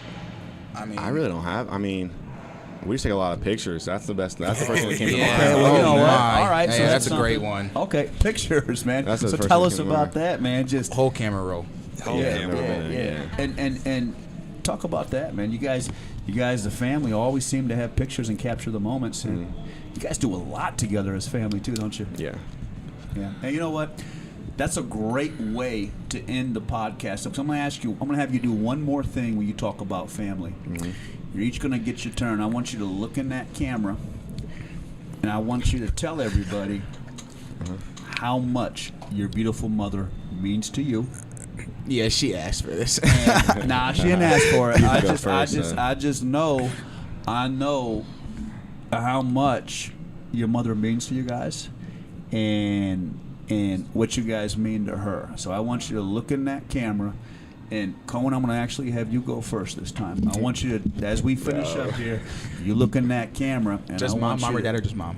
You can say, you know what, you can start with your dad if you want to. Say a little something about your dad, but then I want you to, say some stuff about your mom, okay? Go ahead. All right, I'm gonna start with mom. I just want to say I appreciate you, everything you've done for me, the ways you've led me in life. I'm really couldn't have done it without you, honestly. Even all the trials and tribulations we had. So, Yeah. thanks for the guidance through that.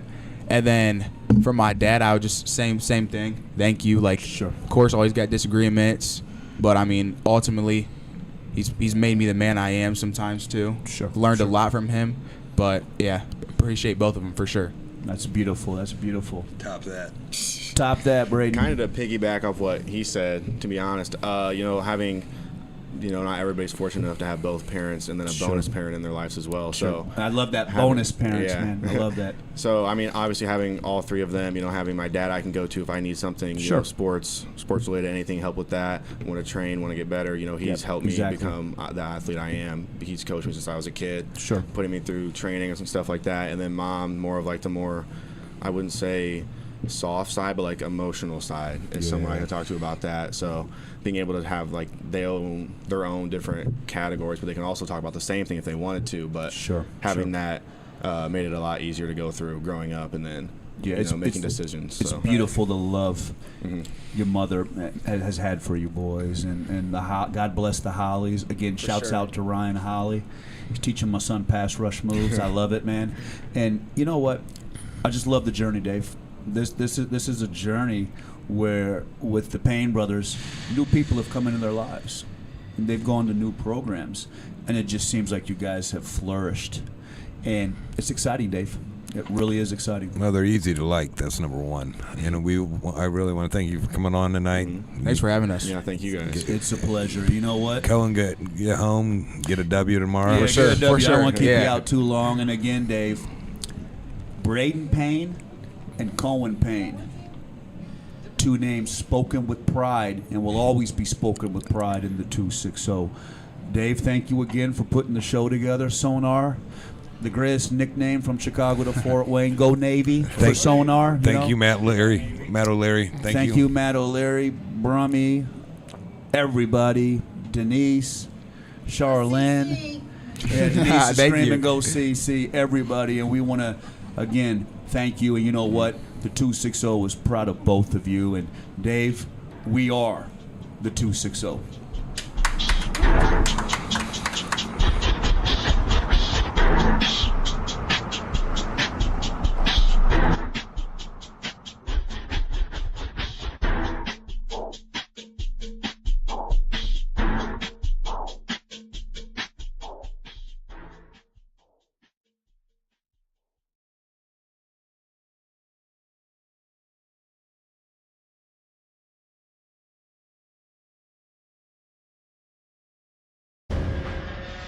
It's the 260 Podcast, live from Spees Fieldhouse every Thursday at 7 p.m., highlighting all Indiana sports, featuring guests from the 260 area code and beyond. Live on YouTube every Thursday at 7 p.m. Just search the 260, also available anywhere you find your podcasts. And remember, when searching, there are no zeros in the 260.